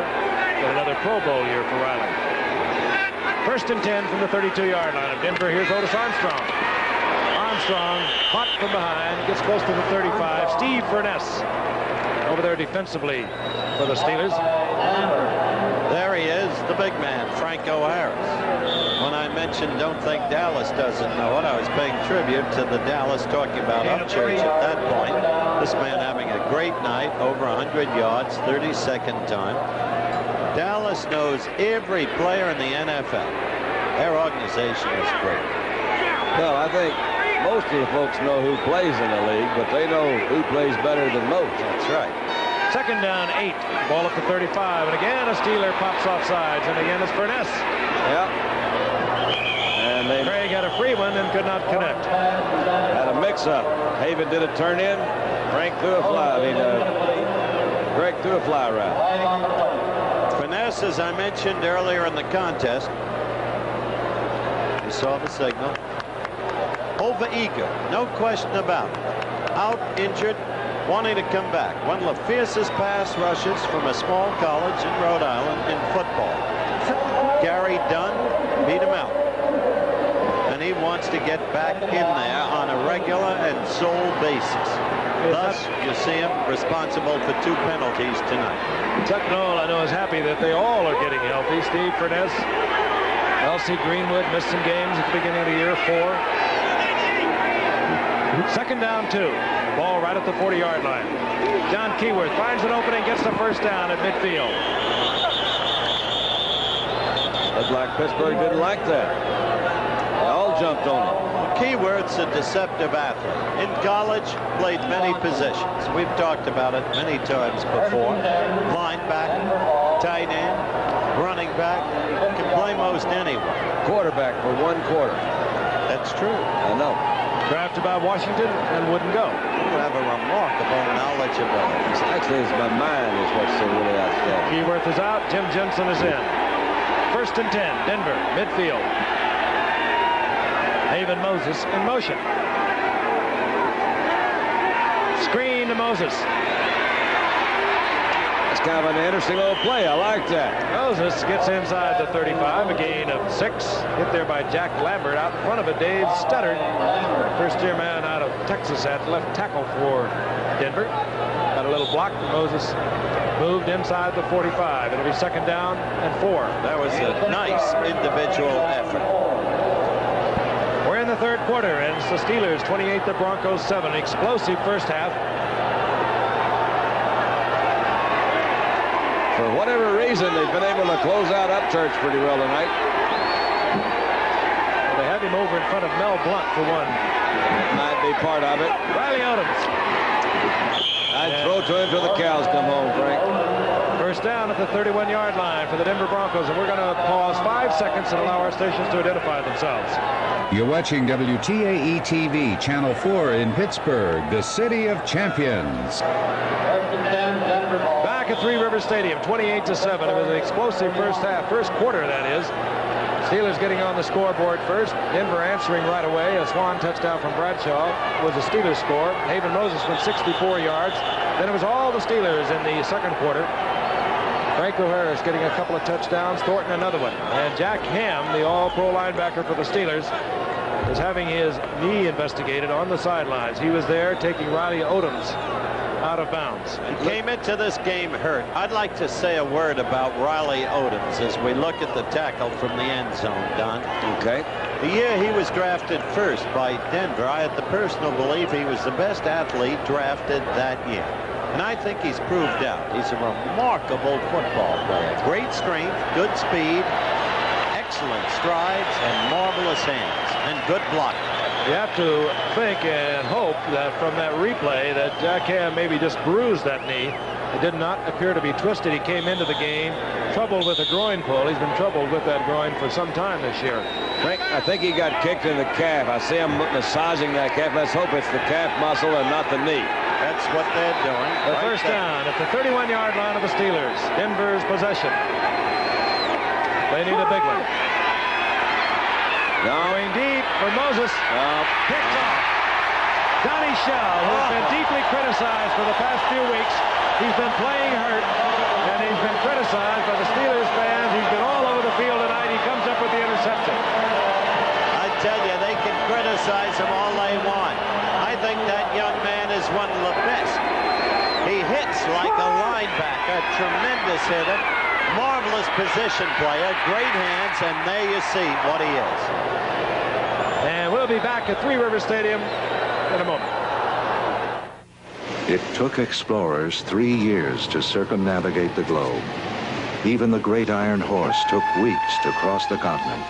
Yet today, people move all over the world with the freedom of the wind. One morning on this continent, that evening on another. Boeing jetliners. They've done more to jet the world together than anything ever made by man.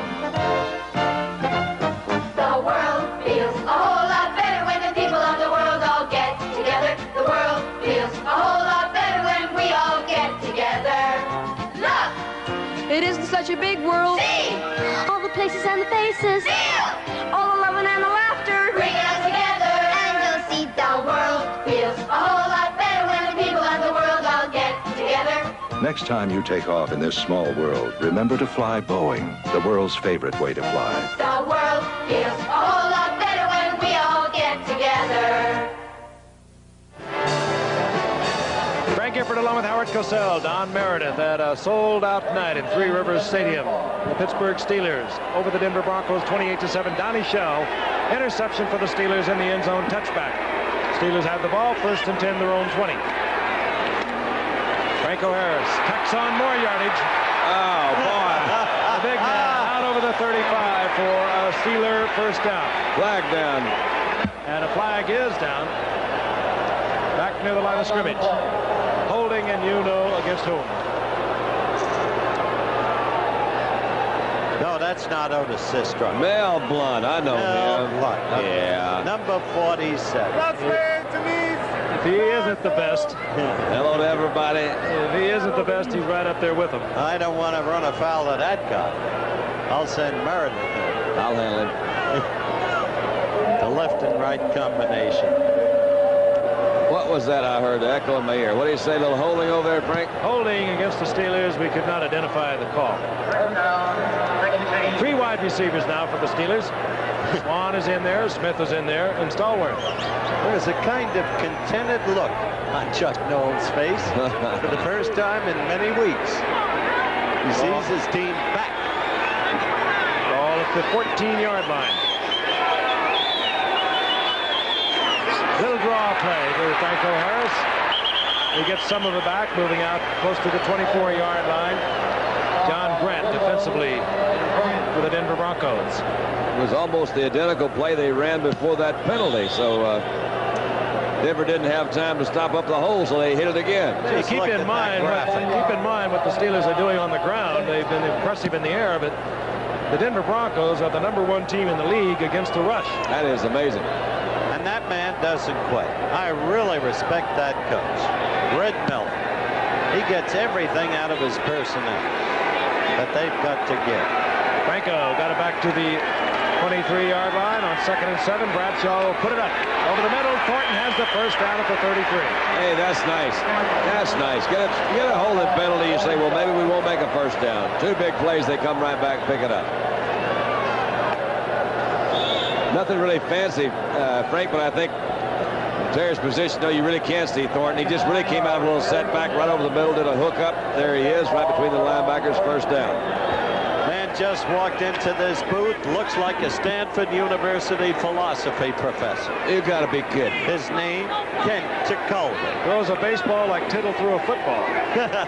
Better. YA, you know what I mean. Quick toss, Franco Harris on the first down. Uh-oh. Harris turns back inside, but he's nailed there, moving up quickly. Number 20, Louis Wright. Franco says, wait a minute.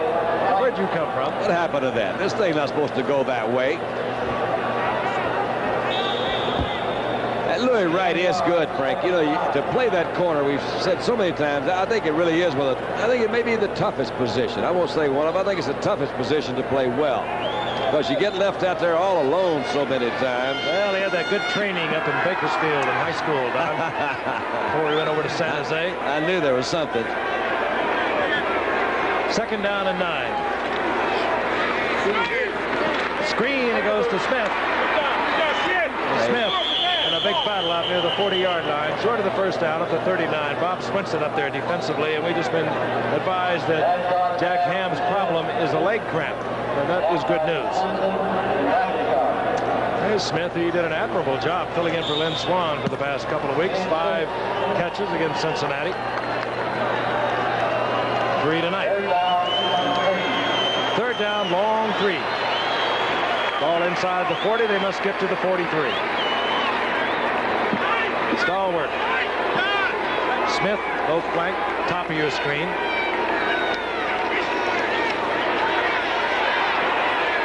And Thornton makes a spectacular catch out over the 45 for a Steeler first down at the 46. Hey, he really did. That was really good one. Low and away, and he picked it up.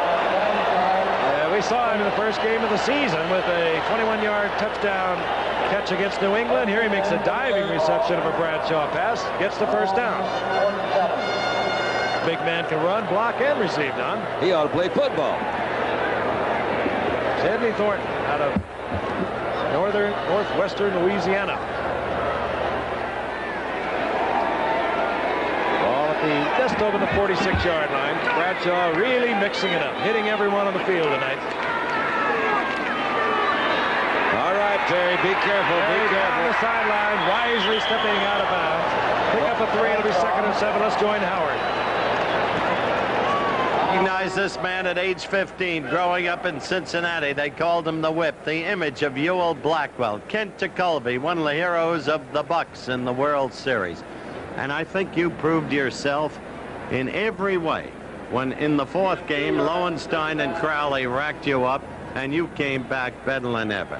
Wasn't that your test? Well, I'll tell you, Howard, it was a matter of, in the 4th game I made some mistakes, and you can't afford to make mistakes against good hitters. In the 6th game and the 7th game, I faced the same guys basically, and I got right back in there. I threw the ball where I wanted to and made my pitches, and things worked out a lot better the way they usually do. I want to thank you for coming by. We're going back to the play action. Frank will take over. My congratulations. Thank you very much, Howard. And ours also on 2nd down and 7. Handoff, Franco Harris gets away from Evans, straight arming Evans, moving down to the 43-yard line, gets another Steeler first down. That was smart running, Frank. There's times when Franco uses his power and his strength to turn upfield to get the extra yard. He saw that time he was going for the first down, and he goes out of bounds. That didn't make him a bad guy. He picks up his first down and saves some of those bumps and bruises. And Howard, I want Tekulve's hat too. Where do these guys get these Cowboys hats? I don't know, but if they put Tekulve in now for Bradshaw, it wouldn't hurt a thing. Yes, it would. He'd be throwing sidearm off on the side over there. What's wrong with that? If you hit, you got those defensive linemen up there in front of you. We saw Franco Harris breathing deeply. It's been a very warm day here, as it has been over most of the East. And here comes the reverse. Oh, I love it. This is Jim Smith. And Smith has another Steeler first down. They're pulling all the pages out of the book tonight. I got to have a slow-mo of Bradshaw throwing a block. Let's hear it for the quarterbacks. Well, he's laughing about it. Oh, he loves it. How about that? All right, here we go. Little razzle-tazzle. Quarterbacks. Now, once you see that, now, is that powerful? That's a powerful lead block. Well, Jim, anybody could run behind that kind of block. That's right. It's a one-sided game, but it's great to see a team put it all together, a team this great. They are really a superb football team. Hey, what they're doing right now is showing the people down the line. They beat Dallas next weekend, then they have Washington, then Kansas City, San Diego, and Cleveland. Tough schedule. That's the end of the 3rd quarter. Pittsburgh 28, Denver 7. Will return for the 4th quarter in just a moment. Wednesday on Charlie's Angels, Farrah's back, but on the wrong side of the law. He's poison, Jill. He's going to ruin your life. Well, it's my life. When she falls for the world's greatest thief. Then, a pretty girl's got something hot, and the most powerful men in Vegas will kill for it. Wednesday. This ship is longer than the largest ocean liner. It's U.S. Steel's new ore carrier, the Edwin H. Gott. It transports iron ore to our steelmaking plants on the Great Lakes. Our facilities require huge amounts of ore, and this ship will carry 3 million tons a year. This is a major investment, but we think of it as a 1,000-foot vote of confidence in our future. Confidence. At United States Steel, it's one of our strengths. There's a beer that's going round all the hottest spots in town. Everybody calls it Icy Light. It's really getting through to the ones who like a lighter brew. They're calling for Icy Light. It's a taste that says today. That's why your friends all say, hey, give me an Icy Light. Hey, give me an Icy Light. An Icy Light. Israel's Foreign Minister Moshe Dayan has resigned. And coroner Cyril Wecht has filed a $7 million lawsuit against Jack Lynch. We'll have details tonight following the Steelers and Broncos on Monday Night Football. Terry Bradshaw with a very hot hand tonight. He's getting a lot of support on the ground from Franco Harris and Sidney Thornton. but he's mixed it up. He's hit just about every eligible receiver on the field. Swan got the scoring started, 11-yard touchdown pass. He's hit Smith, he's hit Grossman, he's hit Harris. Stallworth on 1st and 10. Complete to Smith. That's pretty. You remember the days when we used to talk about this Pittsburgh defense all the time, and nobody, never obviously, well, now Bradshaw. You talk about that offense. Did you see the way Smith came back for that ball? It's almost impossible to stop. It is, and that's the old Sid Gilman theory of offense as you look at it here. You go out in the 13 to 17-yard area, maybe 12 to 16. You come back, and there's no way you can stop it. I just didn't realize that was Sid's idea. Not altogether. It sure was. Well, 2nd down and 6. You show me a better one. Bradshaw with a perfect bootleg. No, he messed up, Frank. That was a missed Louis Wright. Did he miss him? I thought he just held it.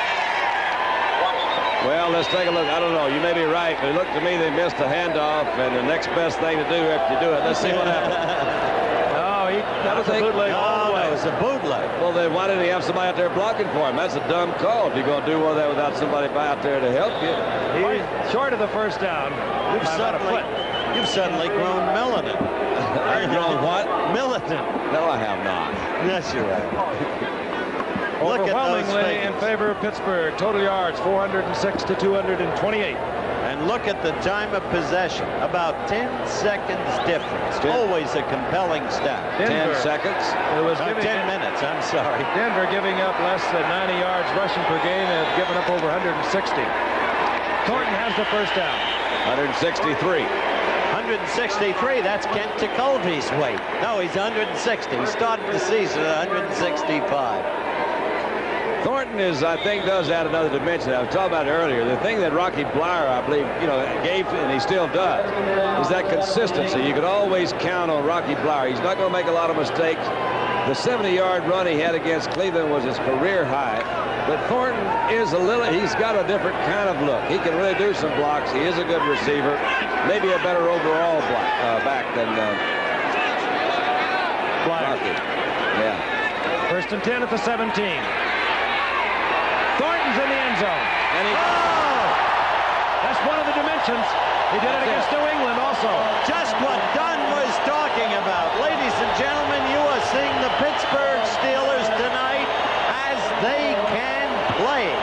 They're a great, great football team. And Terry laid that one again right in there. That was pretty. He did everything but catch it for Thornton. And I still say you don't call a bootleg with no blockers. Don't be bitter. There you go. Look at that ball. Not even a ripple. Man, a life where you're going to play. Oh, that's pretty. Craig Morton couldn't throw it better. Oh, that's nice. Matt Barr for the conversion. And the Steelers begin to roll it up, 35-7. We're in the 4th quarter. We'll be returning to Three Rivers Stadium in a moment. You can own #1. The Datsun 280ZX is the most popular sports car in the world. Winningest car in its class. Fuel-injected 2.8-liter engine, 4-wheel disc brakes, full track certified instrumentation. All for thousands less than its reputation. Take #1 off the track and you're driving #1 on the road. The 280ZX. Just price it today. To give you the best for less. A Super Bowl Steeler is tough to beat. But against the Steeler, I can't compete. When a Steeler gets hit, it's got the guts to bounce back. You turkey. Uniroyal presents the Steeler Radial. It's built tough with 2 steel belts, and it's tough to beat when you look at its price. To get to this year's Super Bowl, I'll just surround myself with 4 tough Steelers. The Uniroyal Steeler. You want a tough tire at a price that's fair? You want Uniroyal there. An NCAA doubleheader. First undefeated Houston battles undefeated Arkansas. Then headlining regional action, Florida State LSU and Washington UCLA. Check local listings Saturday. And at 12:30 in the East, some of you will be watching the American International game at Springfield, at the Springfield, Massachusetts area. Then in the mountain areas, viewers will be seeing their 2nd game, Utah State at Arizona State. And some of you will see in the East also Eastern Kentucky at Murray State. Okay. And a couple of you won't even be watching. I believe you. Chris Payne returning the kick by Matt Barr. Rick Moser hustling down there to make the stop. That's an appropriate sign. It really is. Let me tell you something, folks. You're watching a team coming back to itself against a truly great defense. You can't find many, if any, defenses better in the NFL, high guy, Sidney Thunder Thornton. That's right. Than the Denver Broncos had. And Denver fans shouldn't be destroyed by this because they're up against greatness tonight. Morton remains the quarterback on 1st and 10. Fires it off to Rob Lytle, and Lytle gets to the 30. Gain of 5 before he's dropped by Jack Ham, and it's good to see 59 back out there. It'll be 2nd down and 5. It's like Meredith batting against a Colby. Kid wouldn't have a chance. I know those sidearm pitchers. Yes, sir. Hey, one of the teams that Pittsburgh will be meeting, and they got a tough road to hoe coming up, will be Dallas next week. Yes, that is absolutely. You want to talk about Dallas? Seeing a team on Thursday night against Oakland, San Diego, that might be moving up abreast of the Cowboys and the Steelers. On 2nd and 5, Morton unloads it, gets it out to Riley Odoms. Wayne Woodruff is there defensively, and I believe it's going to be a Denver 1st down. You make a great point, Frank. I sometimes wonder what San Diego might have been, as great as they are this year, if Louis Kelcher hadn't been sidelined for the season. Put him with Fred Dean, Wilbur Young, the others, and that's what you'll be seeing. Less Kelcher this Thursday night. And don't count out the Raiders because of the upset by the Jets. The 1st down at the 36-yard line of Denver. Morton with a bootleg. That's the difference. And in and out of the hands of Rob Lytle. Incomplete. I understand the difference, but I also recognize the difference. There's an opportunity to pick up that 1st down on the ground, and Craig's just not going to risk it. And who am I to stand up here and say he should? But it was the kind of situation where it was that, now that was a called bootleg. Looks like we're going to get a new quarterback maybe for Pittsburgh. Sure, they want to save Bradshaw. Coincidentally said before the game that he doesn't like to play at night. He doesn't see as well. Who said that, Bradshaw? Terry. If he could see any better, there would be lights out a long time ago. Oh, he's had some night. Mike Krusik, the backup quarterback, warming up. We don't know whether we'll see him or not. Craig Morton stays on, looks over a 2nd down and 10 from his own 36-yard line. Right in the middle. As the time complete to Haven Moses, 1st down at the 46-yard line of the Steelers. Now, really, truly, you're not going to find a quarterback that can throw a better ball than that ball that he threw right there. That's true. When Otto Graham was coaching the Redskins, as you look at Moses isolated in just a second, when Otto Graham was coaching the Redskins, it was the year of Joe Namath coming up from Alabama. It was the year of Bill Munson coming up from Utah State. And Otto Graham said the purest passer is Craig Morton. On 1st and 10, Franco put it in the air again. Church is open. And he caught his first pass of the night. Gets the ball at the 21-yard line, 1st down Denver. Defensively, it was J.T. Thomas. Thomas, who has been going all the way tonight in the place of Mike Wagner. Again, nothing not that fancy, except you see Mel Blount leave him and stay in the short zone, so they're not going to double him. He goes into the inside, comes back. Greg throws the ball out there in pretty good shape. That was J.T. Thomas who came over and made it tackle. Thomas basically a cornerback, but he has worked some in preseason after missing the entire season with a blood disorder at the safety spot. Maybe a little rusty back there. On 1st down, here comes Larry Canada. Canada nailed by Donnie Shell. Donnie Shell, the guy who hits like a linebacker. Frank, did you notice this is the most points scored against this great Denver defense, as you look at Shell, since 1976 when the Pats got 38 against them. And it's not over. Good point. Oh, no, don't be dismal. Good point. No, they are just moving. Everything's clicking really well. Calvin Clark comes in at left tackle, the #1 draft pick Nebraska for Denver. He wears number 73. Craig looks over, a second down and a long 8. The ball just inside the 20. Look for Riley Odoms, and Riley's not even out on the pattern. Rob Lytle, taken by Jack Ham, or rather Dennis Winston. Old Dirt. Dirt's out there. That's what they thought Denver would be doing all night, getting it back out of the backfield against Winston, who basically is a middle linebacker. That's what I thought, too. And they've got around to it here in the fourth quarter. Third and about a yard. The ball inside the 12. I don't fault Denver tonight. They were against a great machine. What do you think is going to happen then next week when the Dallas Cowboy group comes to town?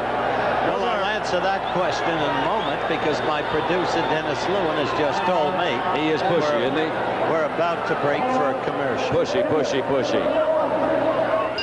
Gentlemen, tonight we're brought together here by two teams we all love. Good food and light beer from Miller.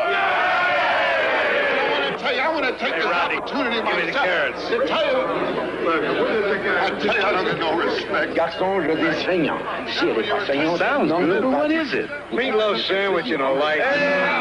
Gentlemen, as we all know and appreciate, light has 1/3 less calories than a regular beer, and it's less filling. But the best thing is it tastes great. Less filling. Gentlemen. Hey, Deacon, pass the roll. Hey, Charlie, that's my beer. No, this is by your Bronco. This is my broccoli. That's my beer. What's wrong with you guys? Hey, Bubba, you want the peas? Ooh, you gonna eat all that? Just showing off. Gentlemen, in closing, I'd like to think I speak for all of us when I say if it wasn't for light, I wouldn't be where I am today. Hey, you're profound. Light beer from Miller. Everything you always wanted in a beer, and less.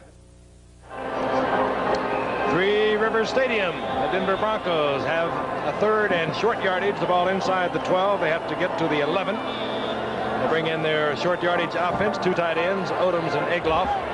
Keyworth and Armstrong in the setbacks. Broncos down 35-7.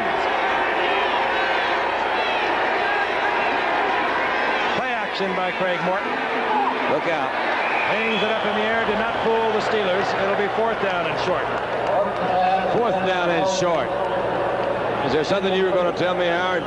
Oh, your question. Yeah. Pittsburgh or Dallas? Next week. Next Sunday. Here at Three Rivers Stadium. Well, I think maybe Dallas, after this game, will win that game. But I don't think it's relevant when they meet, if they do, in the Super Bowl. Because I honestly believe, and I can only tell it like I think it is, that the Pittsburgh Steelers are the greatest team in football. All right, fourth in a little bit. Craig over the top gets the first down. Whenever you're in doubt, go to your power runner. If they're the greatest team, then why is Dallas going to beat them next week? Because I think this is a big game, an up game for Pittsburgh. After their game last week. Yes, I think it's a game they wanted to reestablish themselves. I think it'll be a very tough game, very close game. I think Dallas is a super organization, brilliantly coached. But when it comes to the Super Bowl, I think this team has the greatest people in football. I think Mr. Landry, nobody respects Pittsburgh than Tom. More than Tom. Martin gets the first down inside the 11. 9:44 remaining in the game.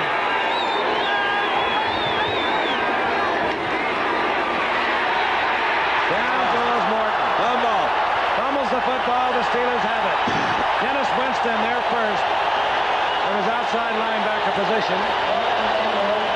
Turn out the lights. The party is over. Yes, it is over.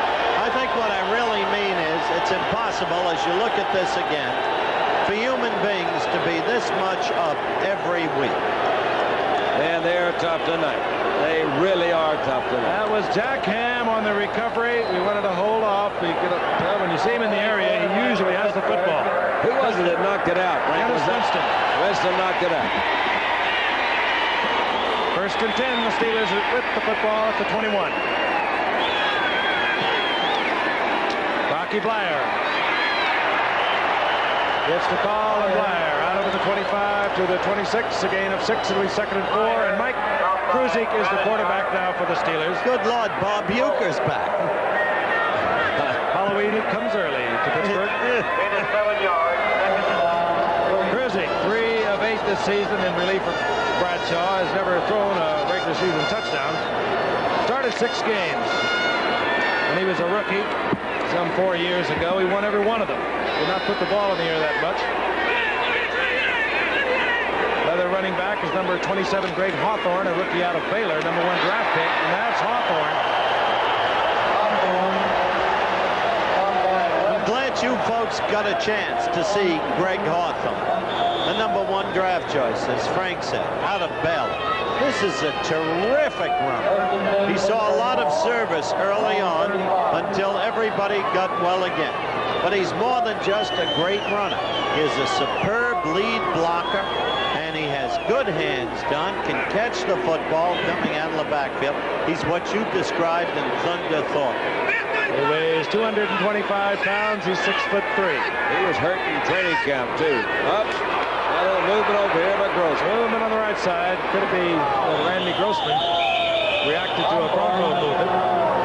Well, the early press releases on Hawthorne. On Hawthorne, with it, he really was having a little difficulty in adjusting to the system. He did get hurt early in training camp. Didn't get that early development that the young players need.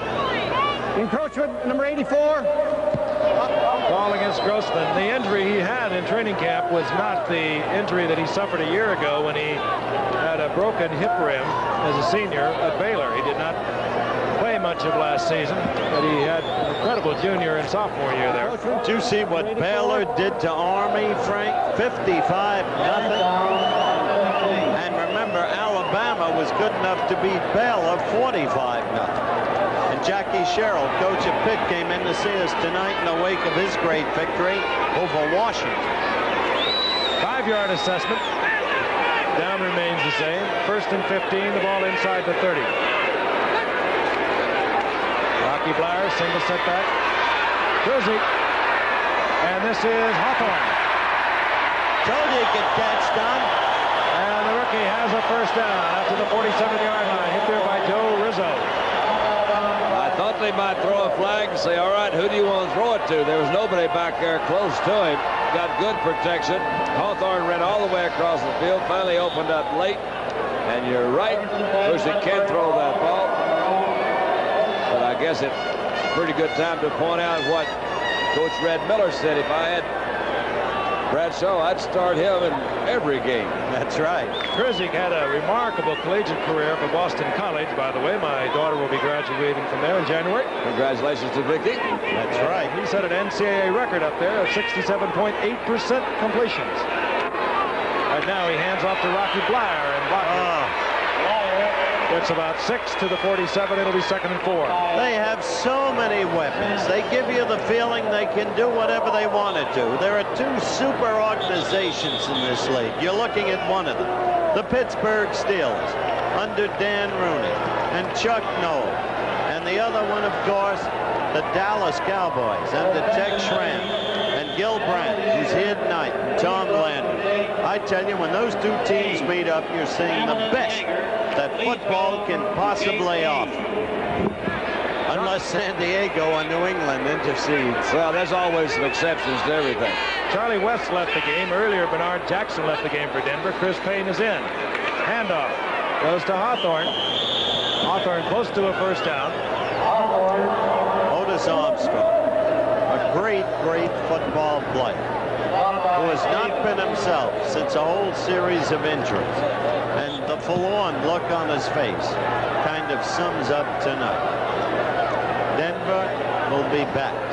You know, if I were Denver, I think I could have kind of almost anticipated this. You don't want to come in and play Pittsburgh after they've had a game like they did last week against Cincinnati. That's right. So they caught them on one of their moves really up. And that's the nice thing. These guys know they're a lot better than they were last week. And they're really proving it tonight. 3rd and about a foot for the Steelers. Grossman in motion. Bleier. Might be a fumble the way everybody's jumping in there. Everyone was groping around. Denver says they have the football. And I think they do, yes.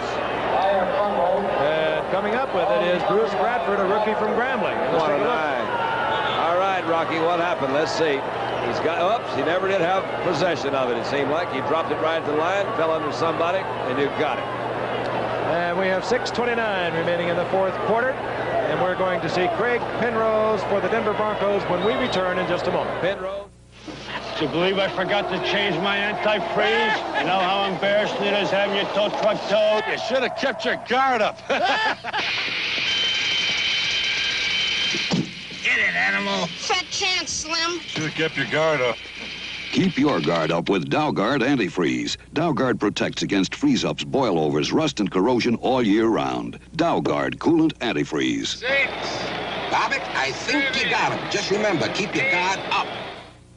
Hey, hatchback, you got most valuable. That's you, 210. Datsun 210 hatchback. You'll call it most valuable. Hey, it ran for a big 31 miles per gallon. Tough city driving. Datsun 210, our #1 gas mileage car. It's money in the bank, not in the tank. What's the secret of your success, Datsun? Yes, we are driven to build America's most valuable cars.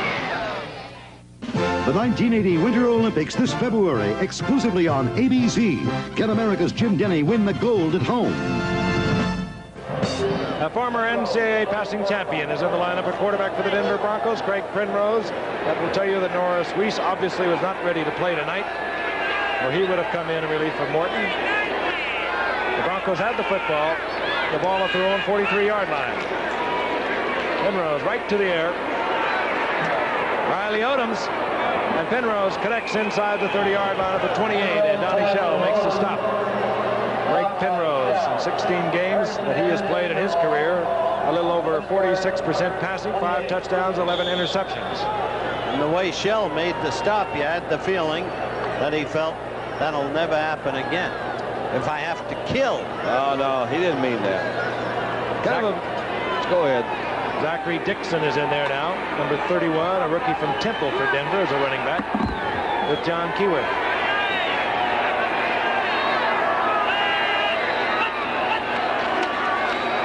And this is Dixon. Dixon maybe ekes out a yard. Dwight White is in there now defensively for Pittsburgh. He's in on the stop. You mentioned Temple to me, from which Dixon gravitated. Jackie Sherrill talked to me at halftime about Temple. He said they've got some football team and people don't realize it. And I got heat because of the game they played against us. Look what they did to Syracuse.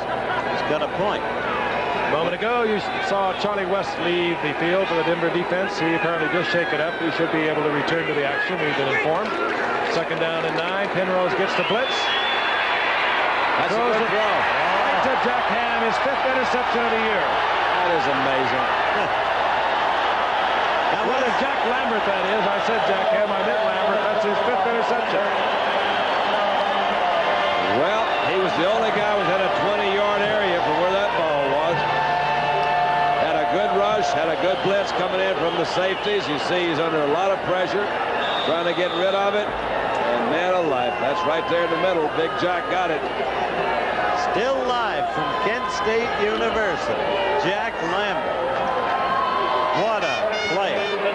He really gets into a game, too. He does. Says put skirts on the quarterbacks. Even his own teammates stay away from him. On 1st and 10, Greg Hawthorne gets the call, gets inside Denver territory at the 47.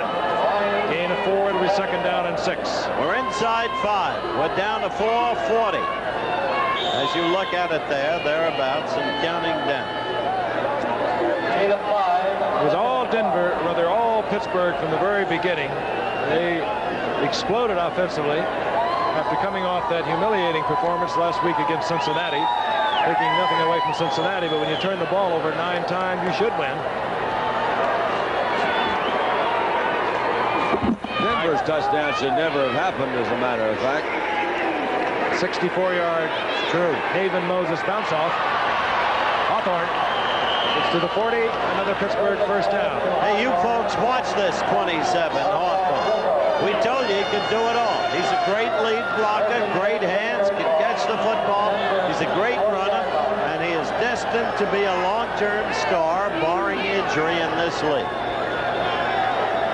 Looks like he's limping right now. Yeah, barring injury. That's right. Well, it's nice to have guys with this kind of talent that sit on the bench, and you can spend 2 or 3 years trying to figure out when they're going to get in the main action, because you know he's got some talent. Hawthorne comes off. A rookie from Temple comes in. That's Tony Anderson once again. Anderson gets the call, and it's close to the 35-yard line. On that one play, he showed you a little something, didn't he, Don? Yes, he did. Rick Moser is also in there offensively now. Former Scarsdale High School product. I knew you were going to say that, Frank. I knew that. Of course, why not? They with Jeff or with Kyle? Who wasn't Well, he played under Jeff a great high Gifford. school coach named Ron Bashir. That's right. And Jeff Gifford, one of the great players in the history of Scarsdale High. Let's tell it like it is. Actually, Rick played with Kyle. They won the championship. 2nd and 5.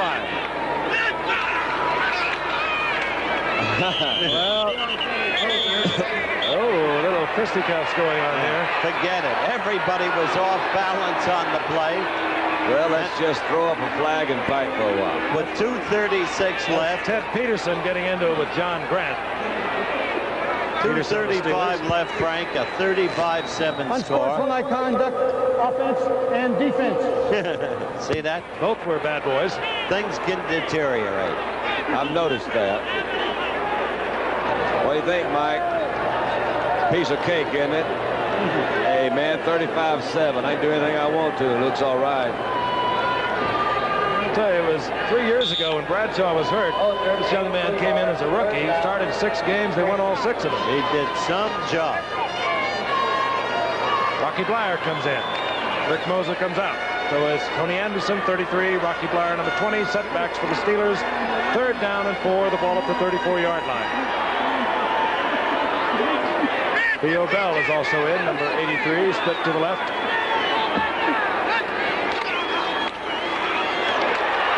And this is Anderson, the rookie from Temple, gets inside the 30, and he has another Steeler first down. Told you Temple had some team, and they have had good teams before. Anderson, off by Bradshaw, Grant. Seconds ticking away towards the 2-minute warning. Mercy, mercy, mercy. Well, the Steelers will increase their record to 6-2. They'll have a full game lead over the Cleveland Browns and the Houston Oilers. They both have 5-3 records. We have 2 minutes remaining, and we'll be returning to 3 River Stadium in a moment. At the 1904 World's Fair, Harvey Firestone received a gold medal for his tire. But to Harvey, the real proof that he was building a good tire was people were buying it. Just about every car on the fairground was riding on Firestone. Today, the Firestone 721 is being proved the same way. American drivers have bought over 20 million 721s. You know, Harvey always said, give people a good product, and they'll buy it. Bruce Jenner for the Minolta XG1. The Minolta XG1 35mm is so automatic, I can keep taking pictures while my friend Jeff kicks the ball from sunlight to shadow. The XG1 changes the exposure not just automatically, but continuously. Minolta's continuous automatic exposure system helps give you pictures you never thought you could take at a price you never thought you could afford. The Minolta XG1, the automatic choice in automatic cameras. An NCAA doubleheader. First undefeated Houston battles undefeated Arkansas. Then headlining regional action, Florida State LSU and Washington UCLA. Check local listings Saturday. Mike Kruzek out of Boston College is wrapping it up for Terry Bradshaw. Bradshaw with a tremendous night. Kruzek now working against the clock. He's 2 for 2, as you saw. And there is Terry on the sideline. 18 of 24, 267 yards, a touchdown. Can't see and just good generalship. Screen to Smith. Smith is taken out of bounds. Stopping the clock with 1:55 remaining in the game after a pickup of 4. I want to see Pittsburgh play Dallas when all the chips are down. What a game that'll be. They did. January 35-31. Just a touch of offense, right, folks? You know, Terry over had 500 yards.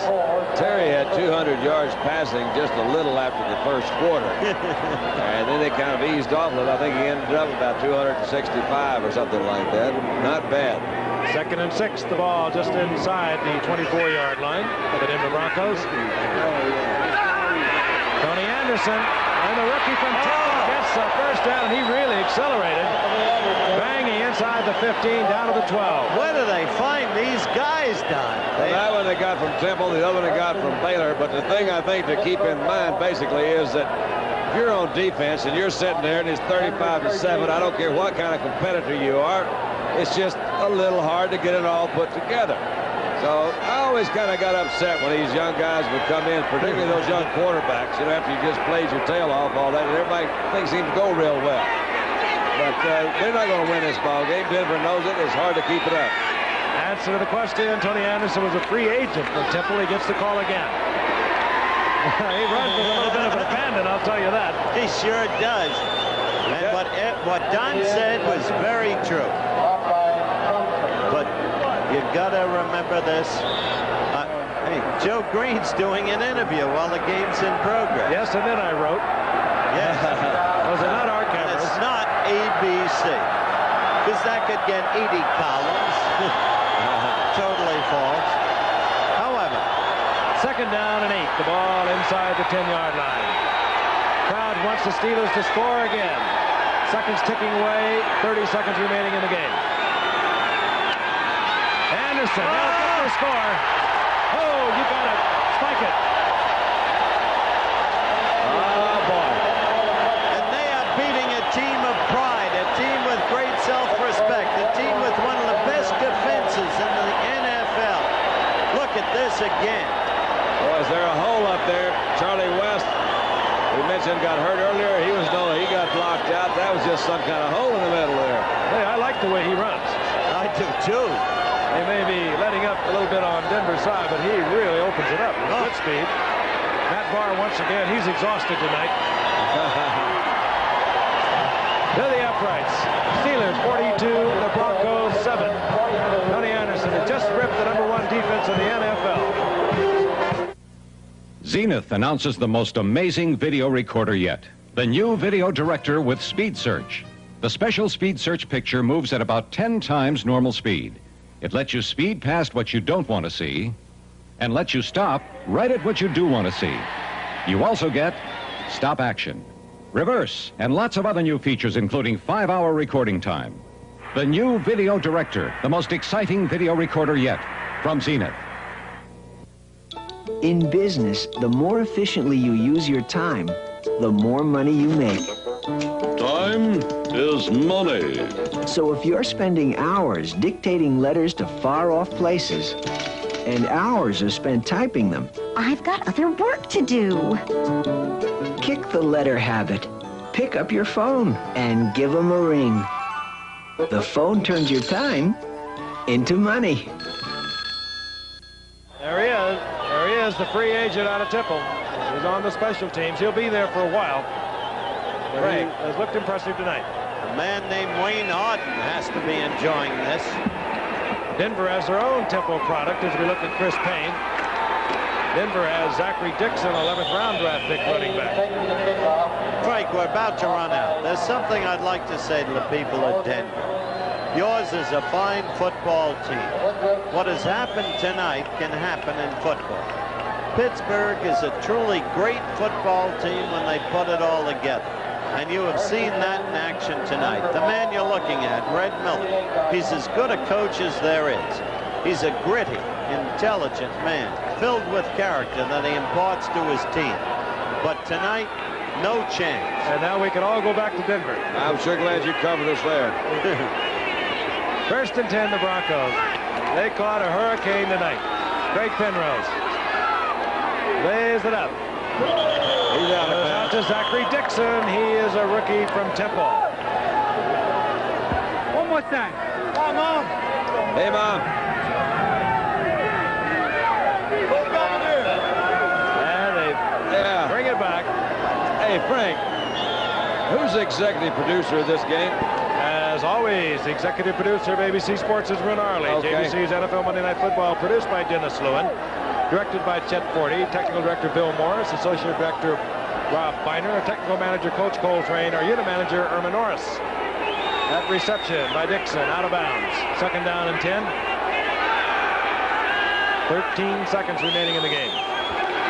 Penrose. Penrose lane. Life is pretty in Penrose lane.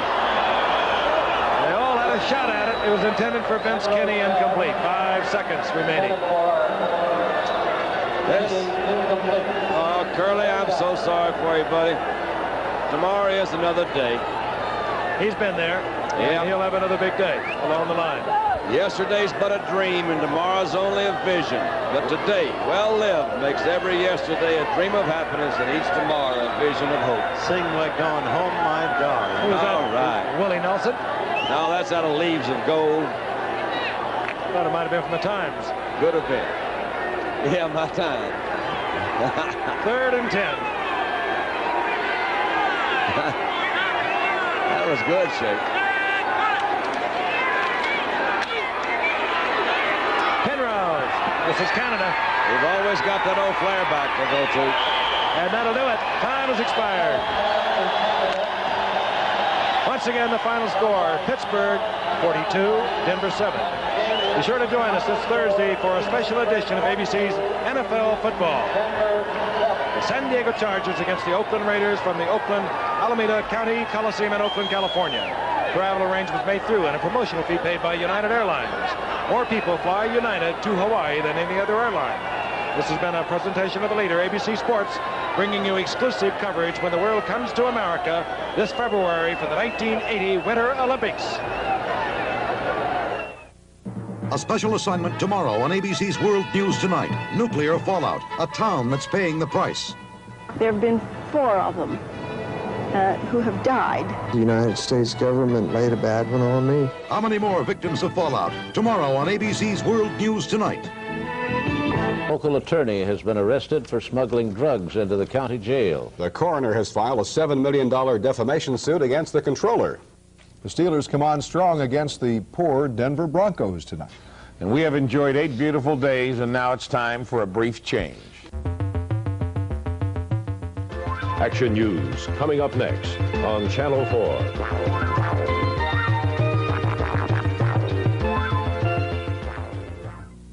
You want a gourmet kitchen at a price that's easy to digest? Come to Busy Beaver's Kitchen Store. Everything you need to do it yourself is right here. Boise Cascade cabinets, custom countertops, stainless steel sinks, and free expert advice from our kitchen designers. Busy Beaver Do-It-Yourself Centers. We'll show you how it's done. This week, a starter unit, $215.99, and save 15% on all Boise Cascade kitchens. When you safeguard your money in a bank savings account, you're also lending money to the bank. And the interest the bank pays you depends on federal regulations and the type of savings account you choose. If you want to review all types of savings plans, stop in at Union National Bank. We may or may not have the best type of plan for your situation, but you'll make a better choice